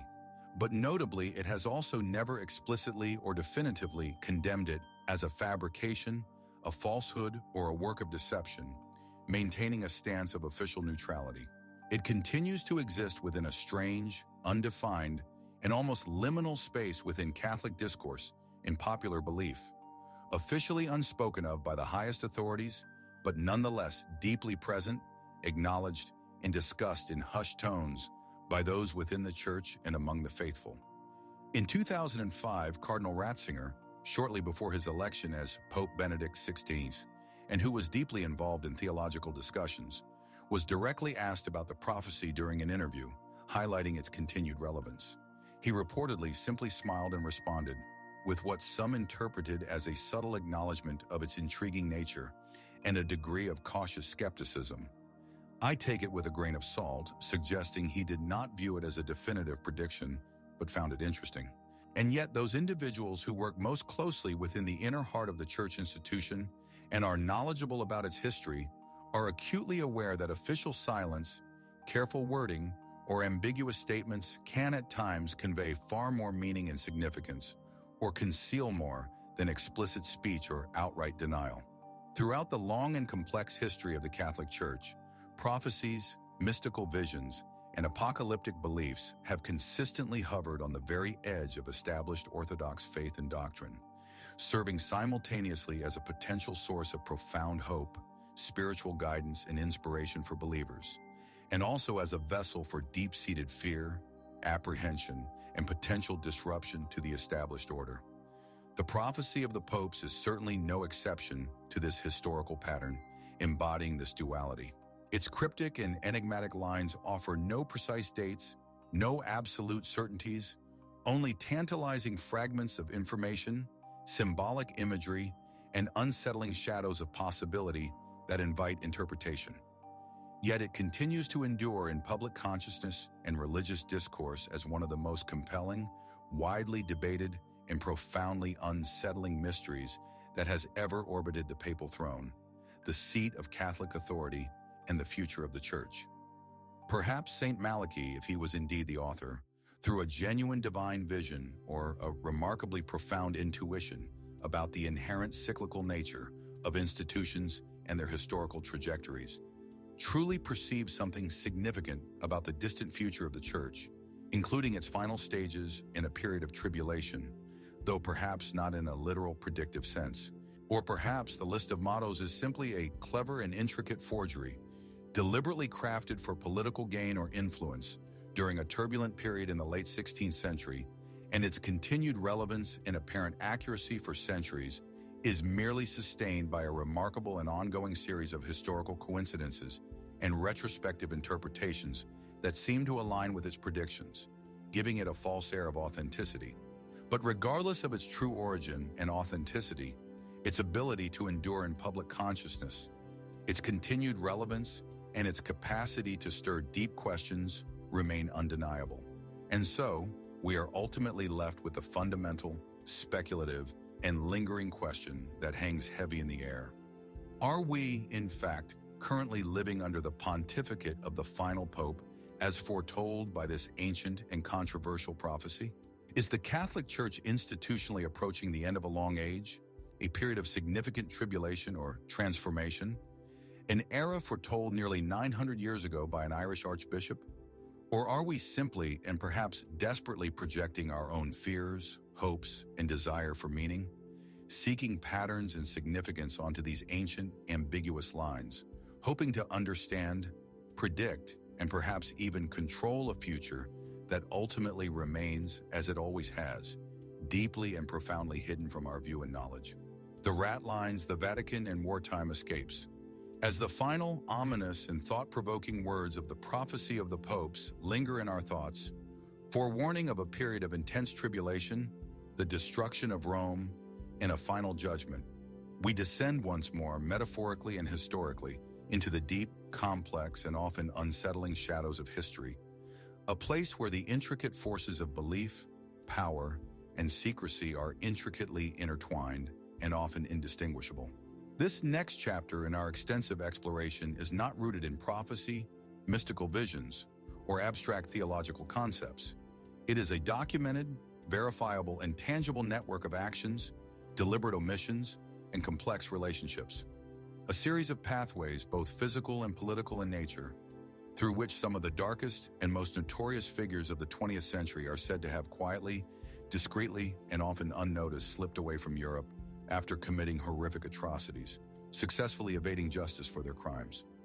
These clandestine and often morally ambiguous escape routes are widely known throughout historical discourse by a rather unsettling and evocative term, the rat lines. This term was coined after the conclusion of World War II to specifically describe the secret and unofficial escape networks and pathways that were reportedly used by high-ranking Nazi officials, notorious war criminals from the SS and other organizations, and their collaborators from various occupied territories to flee Europe and evade prosecution for their horrific crimes against humanity. Their primary destinations were typically countries in South America, including Argentina, Brazil, and Chile, nations that either had sympathetic political regimes in place at the time, led by figures like Juan Perón, or possessed weak or non-existent extradition laws that would allow these war criminals to live freely and without fear of being returned to face trial in Europe. But the truly significant, compelling, and morally complex question, the one that continues to resonate, echo, and fuel intense debate through the marble halls of Vatican City and among historians worldwide, is whether the Catholic Church, as an institution itself, or through the actions of certain representatives, played a direct or indirect role in helping them reach those distant destinations and successfully evade justice for their crimes. At the physical and symbolic center of this complex, controversial, and morally challenging story stands a single, seemingly unassuming building located within the secure boundaries of Vatican territory. The Collegio Teutonico, a quiet, reserved, and historically significant structure located just steps away from the majestic St. Peter's Basilica in the heart of the Vatican. Situated within the sovereign territory of the Vatican City state and historically connected to the German-speaking Catholic community and its institutions, the Collegio Teutonico reportedly became, according to numerous historical reports, witness testimonies, and scholarly accounts, one of the key and pivotal stations or safe houses in the rat line network. Its location within the Vatican provided a crucial and invaluable advantage. It was considered a safe haven, a sovereign territory that provided immunity from external investigation, arrest, or scrutiny by national authorities seeking to apprehend war criminals. The mechanism by which these escapes were reportedly facilitated was disturbingly efficient, well-organized, and involved multiple layers of assistance. Nazi war criminals, often traveling under elaborate false identities and aliases to conceal their true names and past, would reportedly first find temporary and discreet refuge in various church properties, monasteries, or convents located throughout Italy, places that offered sanctuary. From these initial safe houses, utilizing travel documents and identification papers, often reportedly issued or facilitated by various Vatican offices and organizations, known as laissez-passer, they would then, with the assistance of networks, obtain seemingly legitimate Red Cross passports, which were often granted based on insufficient or misleading identification. With these documents in hand, they would board ships departing from the port city of Genoa, located on Italy's coast, and effectively vanish into the southern hemisphere, disappearing from the view and reach of those seeking justice for their wartime actions, sometimes with the knowledge or implicit approval of various international actors. Individuals who were responsible for some of the most heinous crimes of the 20th century reportedly followed this covert path. Figures like Adolf Eichmann, widely regarded as a key architect of the logistical plan for the systematic extermination of millions of Jews during the Holocaust. Josef Mengele, the infamous and cruel doctor of Auschwitz, known for his horrific and deadly medical experiments on prisoners, and Klaus Barbie, known as the Butcher of Lyon, for his brutal torture and killing of French resistance fighters. All of these notorious figures reportedly found their way along this invisible, clandestine, and morally compromised trail, successfully evading capture for years or even decades, living freely under assumed identities. But the critical question remains: who precisely facilitated these escapes within the Church? Who within the Church hierarchy, its charitable organizations, or its various offices played a direct or indirect role in assisting these war criminals? One name appears repeatedly and prominently in the historical records, investigations, and scholarly accounts associated with the Ratlines: Bishop Alois Hudal, an Austrian cleric who held a significant position in Rome at the time. Hudal was the rector of the Collegio Teutonico, the key location, and was openly and vocally an admirer of Adolf Hitler and the early rise of Nazism and its ideology before and during the war. After the conclusion of World War II and the defeat of Nazi Germany, he reportedly positioned himself publicly as a spiritual protector and advocate for displaced Germans, many of whom were genuine refugees and prisoners of war facing hardship. But compelling historical evidence and his own later admissions strongly suggest that his activities extended far beyond providing simple pastoral care, spiritual guidance, and humanitarian assistance to all Germans. In his own memoirs published later in his life, Hudal openly admitted, with a controversial justification, to actively helping former Nazis escape Europe, stating that he genuinely believed it was his Christian duty, based on his interpretation of compassion, to offer them assistance and protect them from what he controversially termed victor's justice, implying that the Allied powers were unfairly and excessively prosecuting defeated Germans, including war criminals. Still, it is widely argued that Hudal was only one individual actor, albeit a significant one, in this complex and extensive network. The sheer scope, scale, and reported efficiency of the Ratlines strongly suggest a broader, more organized, and potentially coordinated effort that extended beyond the actions of a single individual. It points to an infrastructure that reportedly extended from various dioceses, church properties, monasteries, and convents across Italy to, arguably, the very heart of the Vatican bureaucracy and its administrative offices, suggesting a level of institutional involvement or at least tacit knowledge. And it is precisely at this point, the potential institutional involvement, that the mystery, the controversy, and the moral questions surrounding the Vatican's role in the Ratlines deepen significantly and remain a subject of intense debate. Was this widespread assistance merely the result of individual priests, clerics, and charitable workers acting independently out of a misguided sense of conscience, compassion, or anti-communist sentiment? Or was there, in fact, a tacit approval, an implicit green light, or even direct assistance, guidance, and coordination provided from higher echelons of the church hierarchy itself, aware of the escape routes and their users? Some historians and scholars argue that Pope Pius X, the reigning pope during the wartime period and its aftermath, maintained a deliberate policy of public silence regarding the full extent of the atrocities of the Holocaust that,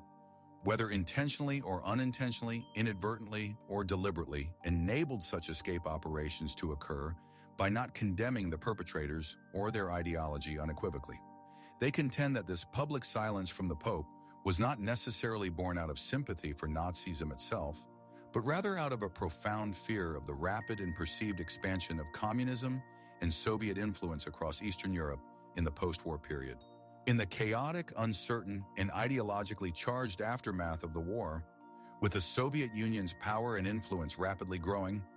former fascists and anti-communists, including some who were war criminals, were controversially viewed by some individuals within the Church and other Western powers as a necessary bulwark, a defensive barrier, or a source of intelligence against the perceived threat of atheistic communism. Others believed that the Church's vast charitable networks and organizations, designed for humanitarian aid, were exploited and manipulated,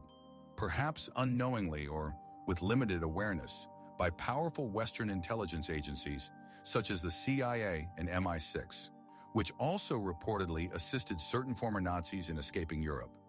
particularly those with scientific expertise or strategic intelligence, in exchange for their cooperation during the burgeoning Cold War against the Soviet Union, further blurring the lines of responsibility and complicity. And yet, despite the extensive historical research,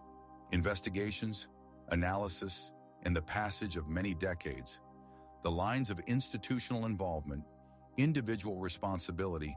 and the extent of official knowledge remain undeniably blurred, complex, and subject to differing interpretations and conclusions. Historical documents and records have confirmed that various Vatican offices and commissions, including the Pontifical Commission for Assistance, did indeed issue identity papers, travel documents, and other forms of documentation that were later found in the possession of convicted war criminals, providing them with the means to travel. The International Red Cross itself has acknowledged that many of the passports it provided to individuals seeking to emigrate from Europe after the war were issued based on referrals and documentation provided by Vatican sources, relying on the Church's perceived credibility. However, when questioned about these actions and the extent of institutional knowledge, Vatican officials have consistently and steadfastly maintained that there was no centralized knowledge, awareness, or coordination of these specific escape actions at the highest levels of the institution, including the Pope himself. They assert that if such assistance was indeed provided to war criminals, it was carried out at lower levels of the bureaucracy by individuals acting on their own initiative,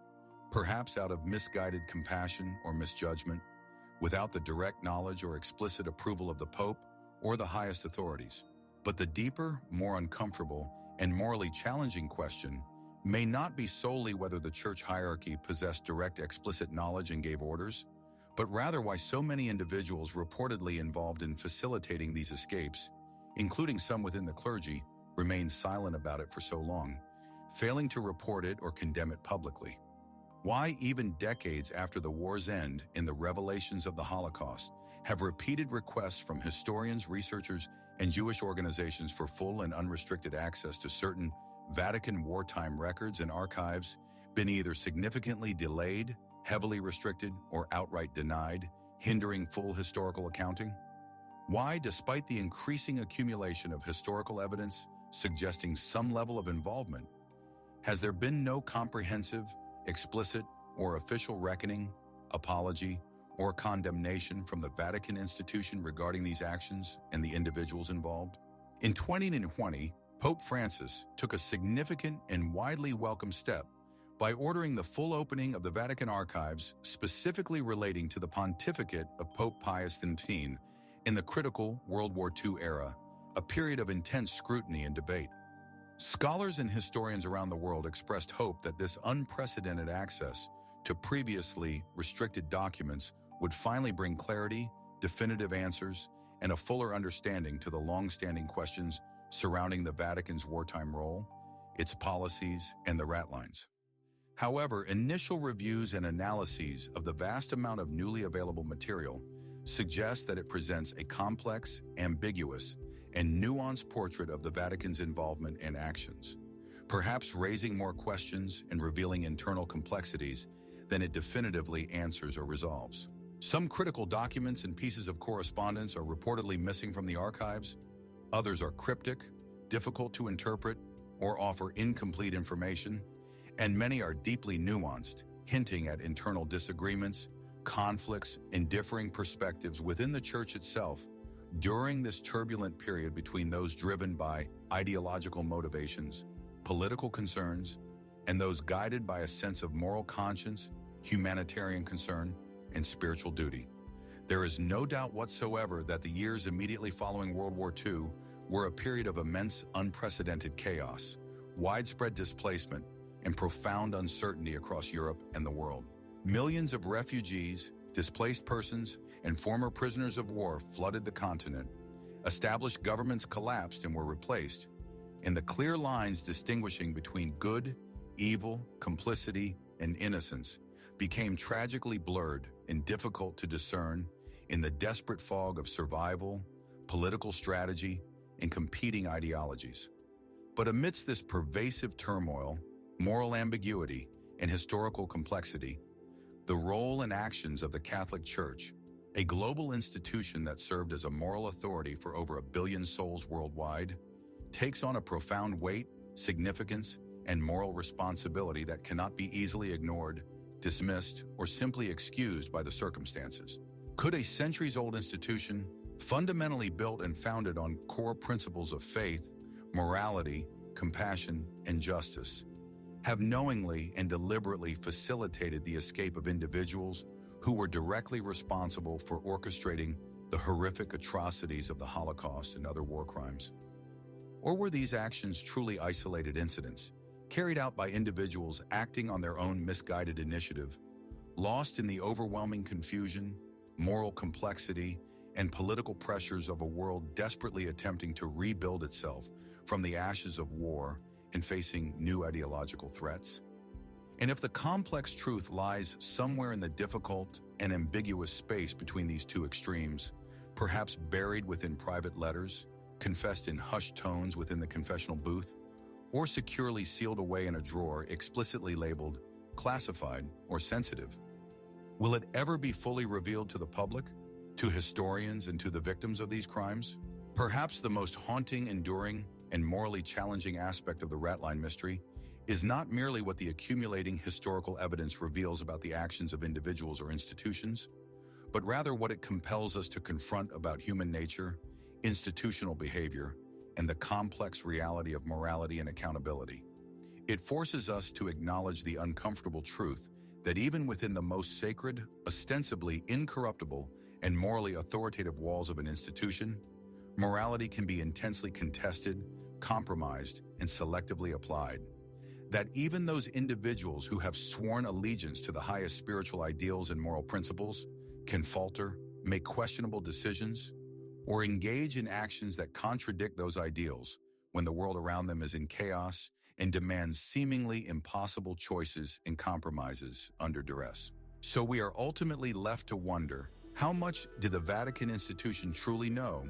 at its highest levels, about the rat lines and the identity of the escaping war criminals? And how much, even now, decades later, with new archives opening, does it deliberately choose not to disclose, not to acknowledge, or not to apologize for? To the public and to history?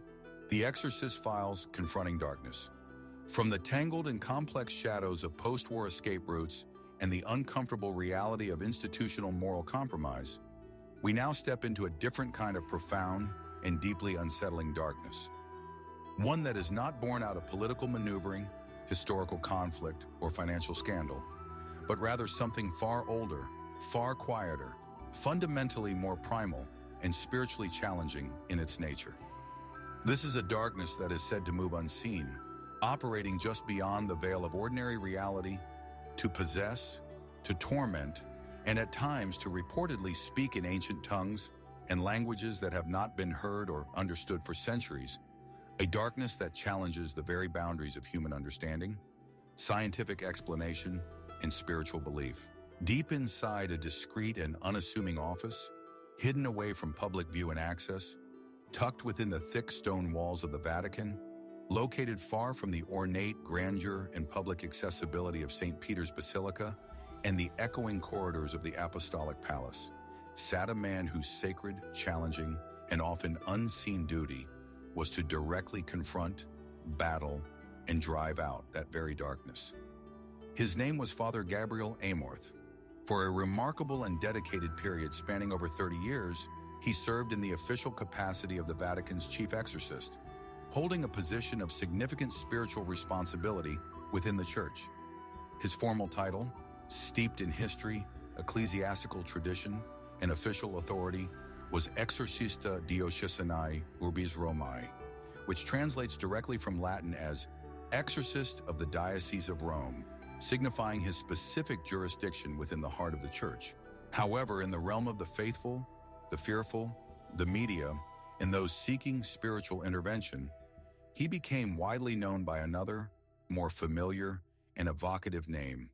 the Pope's Exorcist,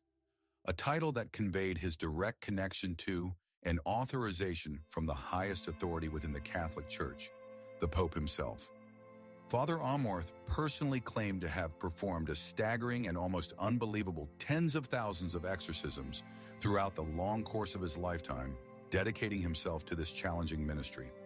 Each one of these exorcisms, he stated in his accounts and writings, involved a complex and demanding process of spiritual discernment to identify the nature of the problem, intense prayer for divine intervention and strength,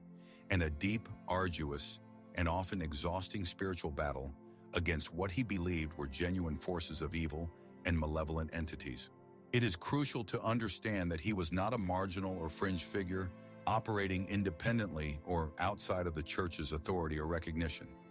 He was a duly ordained priest within the Catholic Church, a respected member of the clergy hierarchy, and most critically, he was officially and explicitly authorized by the Vatican institution to perform the solemn and specific rite of exorcism according to the Church's established protocols. He studied under the tutelage and guidance of Father Candido Amontini, who held the position of the previous exorcist of Rome,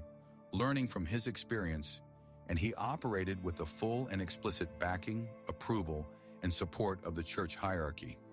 reporting directly to the Vatican leadership regarding his activities, cases, and insights. Yet despite his official status, the significant volume of his work,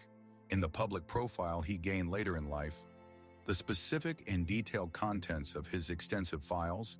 his personal diaries, meticulous, detailed case reports of individuals he assisted, and recorded testimonies from those involved, remain largely and deliberately hidden from public view, scrutiny, and scholarly access.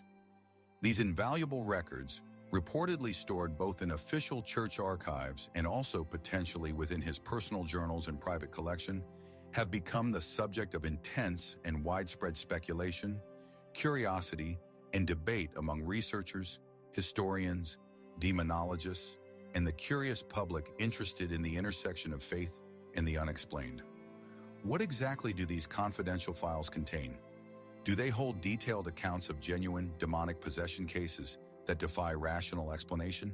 Do they include documentation of inexplicable, supernatural, and perhaps unsettling phenomena witnessed during the performance of the rites? Phenomena that contradict scientific understanding? Or do they contain something else entirely? Something perhaps deemed so sensitive, so profoundly disturbing in its nature, or so potentially disruptive to establish theological understanding or institutional stability that the Vatican leadership collectively believed the world was simply not ready, not prepared, or not equipped to see, understand, or handle its full implications, and thus deliberately concealed it? Amorth himself occasionally offered glimpses into his work, his experiences, and his beliefs through interviews, public statements, and his published writings. Though these glimpses were often carefully worded, reflecting his position and the sensitive nature of his ministry. In these accounts, he described cases exhibiting inexplicable and supernatural physical strength in individuals seemingly beyond human capability, voices that purportedly spoke in ancient and unknown languages that the possessed individuals had no prior knowledge of having learned, and instances of levitations reportedly witnessed and attested to by multiple members of the clergy present, seemingly defying the known laws of physics. He vividly described one particular case involving a young woman whose voice reportedly dropped several octaves in pitch and became guttural when the rite of exorcism began, speaking fluently in Latin, a language she claimed she had never studied or knew, and eerily cursing the priest with intimate and accurate knowledge of his personal and private sins or vulnerabilities. Information she could not have known through natural means, suggesting a source of knowledge beyond the ordinary. In another compelling and often cited account, he spoke of a man who reportedly foamed at the mouth, convulsed violently, and screamed in ancient Aramaic when confronted with a consecrated host, a sacred object in Catholicism, an object believed to embody the presence of Christ. The room where the exorcism was taking place, Amorth claimed, suddenly and dramatically turned ice cold, contrary to the ambient temperature, and a crucifix hanging on the wall reportedly rattled violently, as if being shaken by an unseen force. The man in this particular case reportedly required the physical restraint of 6 people to hold him down, highlighting the extraordinary and seemingly supernatural physical strength he exhibited during the rite. Skeptics naturally and understandably argue that these described phenomena, the strange voices, the physical manifestations, the seemingly uncanny knowledge, are simply symptoms of underlying mental illness, instances of collective hysteria influenced by the environment and expectation, or stress-induced psychological phenomena. Experiences that are real in the sense of being subjectively felt, but entirely explainable through the fields of psychology, neurology, and behavioral science without resorting to supernatural explanations. The Church itself, in its official and cautious stance, acknowledges and emphasizes the possibility of these natural and psychological explanations for such phenomena. In fact, as a required preliminary step before any exorcism is officially approved and authorized by the bishop, the Church mandates a thorough medical and psychological evaluation of the individual, requesting assistance to definitively rule out any underlying natural medical causes, neurological conditions, or mental health conditions that could account for the reported symptoms. And yet, despite this precautionary measure and the emphasis on natural explanations, some reported cases, particularly those documented by experienced exorcists like Amorth, continue to defy easy medical or psychological classification, leaving investigators, medical professionals, and the public with lingering and unsettling questions that persist. Why, for instance, do certain individuals undergoing the rite of exorcism reportedly exhibit detailed knowledge of obscure theological texts, ancient languages, or private information that they have never studied, learned, or known through normal means? How do they manage to reveal specific information, sometimes about the past or the personal lives of others present, that they could not possibly have known through normal acquisition of knowledge? Why do some reported physical manifestations, symptoms, and behaviors seem to respond not to conventional medicine, psychiatric treatment, or therapy, but specifically and directly to religious scripture, sacred objects, and the performance of the established sacred rituals of the Church? Amorth himself held a deeply personal, deeply rooted and unwavering belief, based on his extensive experience, that demonic possession was a real and tangible phenomenon, an objective reality, not merely a metaphorical concept or a symbolic representation of internal psychological struggles or abstract evil, but a literal reality involving real, personal, ancient, and malevolent spiritual entities actively influencing human lives. He frequently warned, both in his writings and public statements, that Satan's greatest and most successful triumph in the modern world was effectively convincing the world at large that he did not actually exist as a literal entity, thereby minimizing the perceived need for spiritual vigilance, prayer, and intervention. He was also openly critical of certain elements and tendencies within the modern church institution, which he believed were moving away from traditional understandings, for downplaying or even dismissing the very reality of evil as a genuine spiritual force, actively influencing the world and human affairs, arguing that this weakened the Church's ability to confront it. In 1999, the Vatican formally revised the official rite of exorcism, updating the language used in the prayers and implementing a more rigorous, structured, and careful process for authorizing and performing the rite, aiming to ensure proper procedure and discernment. Some traditionalists within the Church, including Father Amorth himself, viewed this revision of the rite as a dilution or weakening of centuries-old, time-tested spiritual defenses and prayers against evil, arguing that the updated rite was less potent. Others, however, saw it as a necessary modernization, a responsible effort to align the rite with contemporary understanding, and an important step to better distinguish genuine cases of perceived possession from theatrical displays, psychological conditions, or delusional claims rooted in mental health issues. Despite these revisions, criticisms, and the challenges of his ministry, Amorth persisted in his work, driven by his deep conviction and his belief in the reality of the battle he was fighting. He kept meticulous and detailed records of each and every exorcism he performed, carefully documenting the names of the individuals involved, their specific behaviors and manifestations during the rite,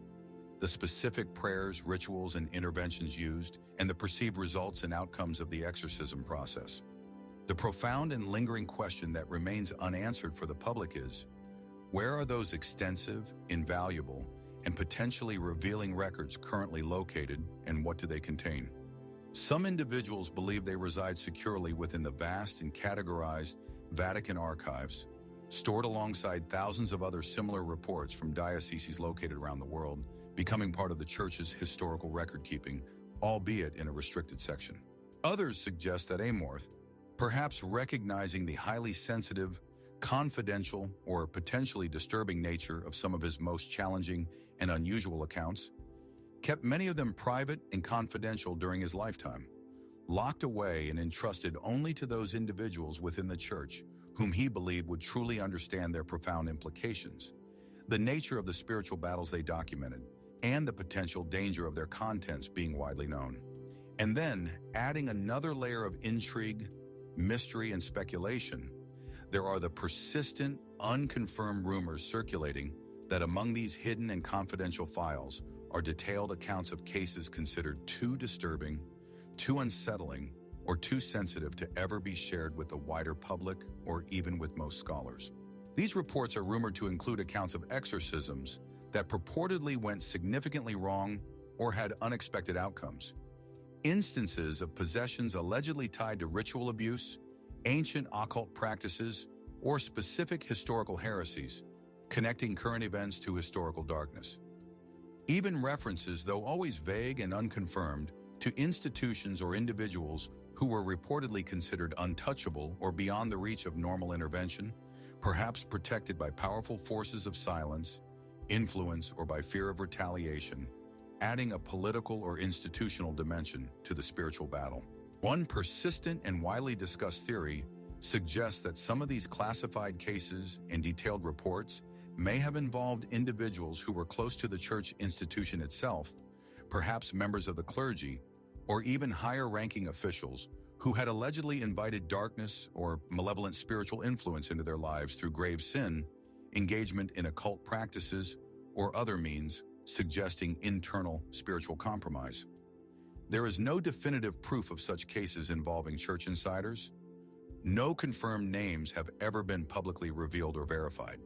But the very suggestion of this possibility, that evil could operate from within the sacred walls, raises deeply unsettling and uncomfortable questions about the vulnerability of the church institution to internal corruption, spiritual compromise, or hidden malevolent influence. What happens, for instance, when evil is perceived to originate not solely from external sources outside the church,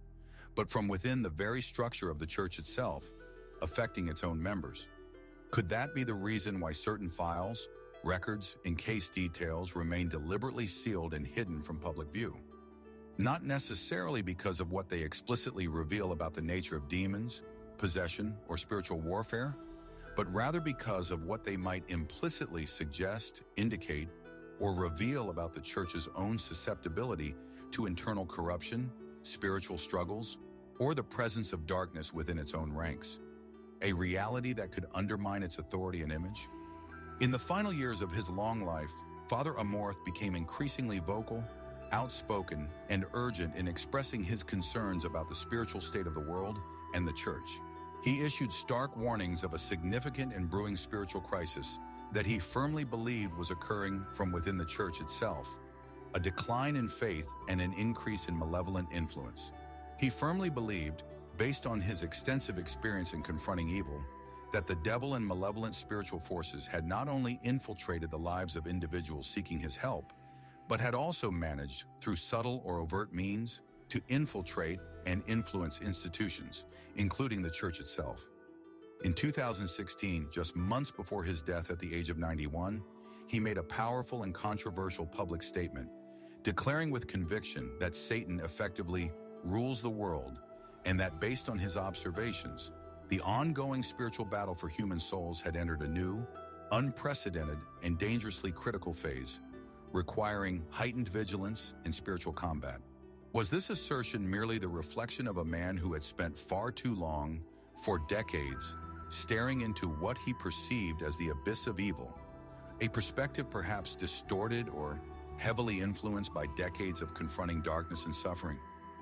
Or was it genuinely intended as a final and urgent warning, A profound message from someone who had dedicated his entire life to being on the front lines of battling unexplained, malevolent, and perhaps institutional spiritual forces. Today, the Vatican institution continues its long-standing practice of training new exorcists, recognizing the continued need for this specialized and often challenging ministry in a world that still reports encountering phenomena attributed to evil. More than 250 authorized exorcists currently serve the Church around the world, providing assistance to those in need. But the complete and full content of Father Gabriel Amorth's extensive, detailed, and potentially revealing exorcist files remains officially unreleased and inaccessible to the public, guarded by the dual and formidable barriers of strict confidentiality and the Church's established doctrine, policy, and control over sensitive information. So we are ultimately left to wonder, what profound secrets, what unsettling truths, and what revealing revelations lie hidden within those confidential reports and journals? Are they simply historical relics of a fading belief system, representing a perspective on evil that is increasingly marginalized in a modern, scientific, and secular age?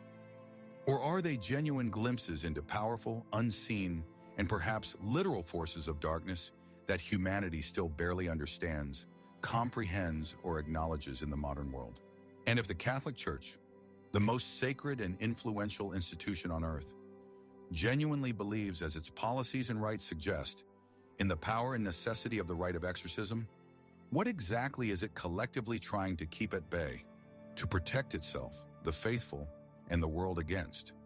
and to confront behind its veil of secrecy and restricted access? The Vatican's silence on Marian apparitions, from the deep and shadowed rites of exorcism reportedly performed in the hushed and hidden corners of the Holy See, a realm where unseen forces are believed to challenge the very boundaries of human belief and scientific understanding, we now transition our focus to a different kind of historical mystery. This is a mystery that does not hide behind thick stone walls or solid steel vaults, but rather rises quietly and visibly in the open air, manifesting in fields, in forests, in remote and unassuming villages around the world. Places where ordinary people, often with little prior religious knowledge, claim to witness something truly extraordinary, inexplicable, and potentially divine. This refers to the widespread and often debated phenomenon of apparitions, reported visitations or appearances from the divine or from celestial beings, specifically the Virgin Mary, stepping, however briefly and fleetingly, into the mortal world and interacting directly with human beings. And perhaps even more curiously and intriguing from an institutional perspective, this mystery also encompasses how the Vatican institution often chooses, in its official capacity, not to publicly speak, definitively comment on, or officially recognize these reported occurrences, maintaining a notable, prolonged, and often perplexing silence that fuels further speculation and debate among the faithful and the public. Throughout the long and complex history of the Catholic Church, accounts of Marian apparitions, reported sightings or appearances of the Virgin Mary, have consistently stirred deep feelings of awe, profound devotion, intense controversy, and significant division among the faithful and the public. Some of these reported apparitions have become internationally renowned, widely recognized, and officially approved by the Church, such as those at Lourdes in France, Fatima in Portugal, and Guadalupe in Mexico, becoming major pilgrimage sites. Others, however, remain relatively obscure, known only in local prayer circles and small communities, or have been officially dismissed after investigation by church authorities as mere private delusions, psychological phenomena, or products of individual imagination. But what fundamentally unites many of these diverse, geographically spread, and often debated accounts of apparitions, whether officially recognized or not, is not only the reported vision or mystical experience itself, but also the long, echoing, and often perplexing silence that frequently follows from the official church institution regarding their authenticity, significance, or implications. Consider, for example, the ongoing situation in the village of Medjugorje, nestled among the hills of Bosnia and Herzegovina, a site that attracts millions of pilgrims despite no official Vatican approval. Since 1981, 6 individuals who were young teenagers at the time have claimed to receive repeated and ongoing visitations and messages from a luminous female figure whom they identify as the Virgin Mary. Her messages, as reported and conveyed by the visionaries to the public, reportedly call for universal peace for humanity, fervent prayer, fasting, confession, and acts of penance, advocating for spiritual renewal. But they are also said to contain serious and often dramatic warnings of widespread spiritual decline in the world, of impending chastisement for humanity due to its actions,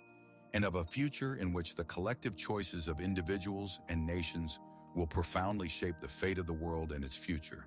As reports of these ongoing apparitions and messages spread rapidly through various channels, pilgrims began arriving in the village in the thousands, then in the hundreds of thousands, drawn by the spiritual claims and reported miracles. Testimonies of miraculous healings, profound conversions, and deep spiritual experiences poured in from countless visitors. The small, unassuming village of Medjugorje transformed rapidly into a significant global spiritual center and pilgrimage destination, attracting attention from around the world, even without official church approval. And yet, despite the widespread reports,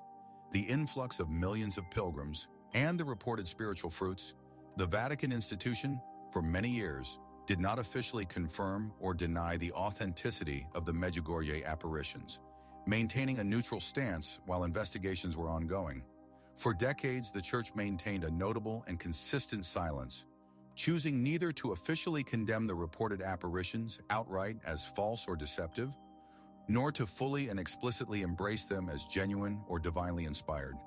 leaving their status ambiguous. Why has the Vatican adopted this cautious, prolonged, and often criticized approach to Medjugorje and other reported apparitions? Some suggest that this is simply a matter of necessary prudence, careful discernment, and institutional caution.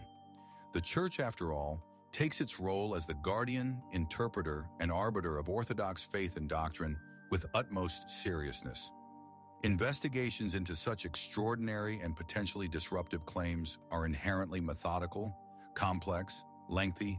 and often require many years, even decades, to complete, involving extensive input and analysis from theologians, psychologists, medical professionals, and local bishops to assess the credibility of the claims, the psychological state of the visionaries, and their alignment with established church teaching and tradition. But others perceive something more deliberate, strategic,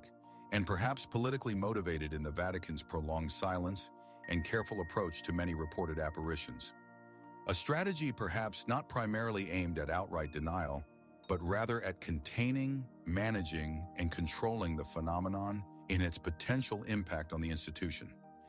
This perspective suggests that for every reported apparition that ultimately receives official church approval and recognition, often after lengthy investigation, dozens of others are left unacknowledged, their claims lingering indefinitely in a state of official uncertainty, neither confirmed nor denied, thereby limiting their institutional influence. Reports of apparitions continue to surface with frequency in various locations around the world, often in times of social or political upheaval, in the Philippines, in Japan, in Nigeria, in rural areas of Italy, and across South America. Some of these reports are accompanied by purported photos or videos of the visions. Others include cryptic and often dramatic messages allegedly dictated directly by the apparitions themselves, sometimes containing warnings or prophecies. Some of these messages reportedly contain urgent references to impending global upheaval, future catastrophic events, or profound secrets that seem to echo the tone, nature, and structure of the third secret of Fatima, adding another layer of connection, comparison, and intrigue. Yet in the face of these widespread, diverse, and sometimes dramatic reports, the Vatican institution consistently remains largely silent in an official capacity, offering little official comment, public judgment, or definitive pronouncement. This raises the fundamental question: why do some reported visions eventually receive official church approval and recognition, often after many years, while so many others are left lingering indefinitely in the shadows of official doubt, non-acknowledgement, or ongoing investigation? Officially, the Church makes a clear theological distinction between public revelation,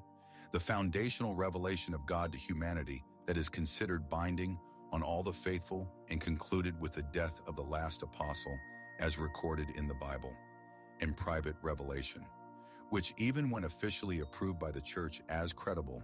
does not carry the same level of doctrinal weight or requirement for universal belief from all Catholics. This theological framework provides the Vatican with a theoretical mechanism for engaging with claims of mystical experiences, visions, and apparitions without necessarily altering core church doctrine or requiring universal belief from all Catholics, allowing for flexibility. But critics of the Vatican's prolonged and often opaque approach argue that the Church's consistent silence and deliberate delay in many specific cases is not primarily driven by purely theological considerations or careful discernment, but rather by practical, institutional, and even political concerns related to managing a global church. Apparitions, they point out, often tend to emerge and gain significant prominence, attracting large followings during periods of significant social, political, or religious turmoil, times of war, persecution, or widespread societal collapse. These reported visions tend to attract large numbers of enthusiastic followers and can sometimes lead to the formation of spiritual movements or devotional practices that operate outside of direct ecclesiastical control, supervision, or influence, potentially challenging institutional authority. In the case of Medjugorje, for instance, the reported visionaries have continued to receive messages, or alleged messages, for decades after the initial apparitions began, making their ongoing claims unpredictable, difficult for the Church to manage, and a source of ongoing debate. Their messages often bypass the established church hierarchy, being disseminated directly to pilgrims and the public, and their authority in the eyes of their followers stems not from formal ordination or official church position, but directly from their reported experiences of receiving divine communication. And this potential for independent spiritual authority, some observers and critics believe, is the genuine and underlying reason for Rome's notable reticence, caution, and prolonged investigation into many reported apparitions, especially those that attract large, independent followings. Could it be that certain apparitions and the messages they convey pose a fundamental challenge to the Church's deeply rooted control over the narrative of revelation, the interpretation of divine communication, and the structure of its authority? That they potentially open the door to a more mystical, decentralized, and less institutionally controlled form of faith, one that the Vatican institution finds inherently difficult to regulate, oversee effectively, or integrate into its existing structures? Others suggest something even more provocative, speculative, and potentially unsettling. What if some reported apparitions genuinely contain elements, information, or warnings that are considered too disruptive, too sensitive in their nature, or too potentially alarming to be fully and publicly revealed by the Church, even after they have been investigated and found credible? Warnings not merely about abstract spiritual decay or sin, but perhaps about concrete internal corruption within the Church itself, about impending wars of significant scale and destruction, or about cosmic or celestial events with profound implications for humanity and the planet? What if messages reportedly received in these apparitions somehow echo, confirm, or validate apocalyptic or prophetic content that the Vatican institution already possesses within its vast and hidden archives, perhaps related to other prophecies or secrets, and would collectively prefer not to see publicly confirmed or legitimized through a new apparition, thereby potentially increasing widespread fear, challenging existing interpretations of prophecy, or necessitating uncomfortable institutional responses? There are persistent whispers and unconfirmed stories circulating, often originating from unofficial sources within or near the Vatican, that some reported apparitions have indeed been thoroughly investigated by the Vatican and its commissions and found to be credible and authentic in their spiritual content. But their details or specific messages were deliberately silenced, suppressed, or kept confidential by the Church leadership to avoid causing widespread panic among the faithful, societal disruption, or challenging the established order. It is rumored in these unconfirmed accounts that certain messages from these purportedly credible but silenced apparitions have been read in private by popes, securely sealed away in the Vatican archives for safekeeping, or quietly and subtly incorporated into papal homilies, official statements, or encyclicals without explicitly revealing their source, a way of acknowledging them and incorporating their message while maintaining official distance and secrecy regarding the origin. And yet, not all Vatican silence in response to reported apparitions should necessarily be interpreted as an absence of knowledge, involvement, or acknowledgement. Sometimes silence or a lack of official comment can, in fact, represent a deliberate and strategic presence in disguise, a form of subtle communication, containment, or acknowledgement that avoids explicit pronouncements. Consider the case of Akita, Japan, where apparitions were reported in the 1970s. In the 1970s, a nun named Sister Agnes Sasagawa reported a series of visions of the Virgin Mary, along with a statue that reportedly wept tears, and messages that included dramatic warnings of fire falling from the sky and impending divisions within the church, with bishop against bishop, cardinal against cardinal, predicting internal conflict. Although the local bishop in Japan officially declared the events at Akita to be worthy of belief after a thorough investigation, confirming their spiritual authenticity, the Vatican institution itself, notably, never issued a formal or official comment of confirmation or denial on the reported apparitions, maintaining its characteristic silence. And yet, years later, Cardinal Joseph Ratzinger, who would later go on to become Pope Benedict XVI, and who held a position of authority within the Congregation for the Doctrine of the Faith that oversaw such investigations, is reportedly said to have quietly and privately affirmed the authenticity and credibility of the Akita messages to individuals, suggesting a level of internal acknowledgement and belief that was not made public through official channels. What does this subtle, seemingly contradictory, and deliberately ambiguous behavior signify? Could it mean that the Vatican, through its carefully maintained official silence and its internal assessments, is selectively validating certain apparitions quietly, providing a form of internal acknowledgement or belief without issuing an explicit official endorsement to the public, thereby avoiding the broader consequences, potential disruption, and institutional challenges that such full public confirmation might entail for the institution and the faithful? Or is it possible that Rome, as the long-standing custodian and institutional memory of centuries of reported religious phenomena, mystical experiences, and visions, has simply encountered so many of these extraordinary events throughout its history that it no longer reacts to new reports with surprise, immediate public judgment, or formal pronouncements? That behind the scenes and away from public view, a complex and nuanced theology, a process for evaluation, and an understanding of visions and messages is already being applied internally, but its details, criteria, and conclusions are simply not being fully shared or made transparent to the public, leaving room for speculation? Perhaps the true and enduring mystery in these cases of unexplained apparitions is not ultimately whether the reported visions themselves are genuinely real, divinely inspired, or simply products of human psychology, but rather how the church institution, as a powerful and complex entity, collectively chooses to respond and react when the divine, the supernatural, or the unexplained appears to bypass the usual and established channels of communication, revelation, and authority that it has historically controlled, presenting challenges to its structure. So we are ultimately left to wonder, is the Vatican's consistent silence regarding many reported apparitions primarily a form of cautious prudence aimed at protecting the faithful from potential deception? Or is it a form of strategic institutional protection aimed at safeguarding the church itself from disruption, challenging truths, or loss of control? Are the reported apparitions considered too sacred in their nature, too potentially destabilizing to the established order and belief system, or perhaps too truthful and explicit in their content to be fully and openly embraced, validated, and integrated into the public narrative by the church institution? And in a world that, to this day, continues to look skyward,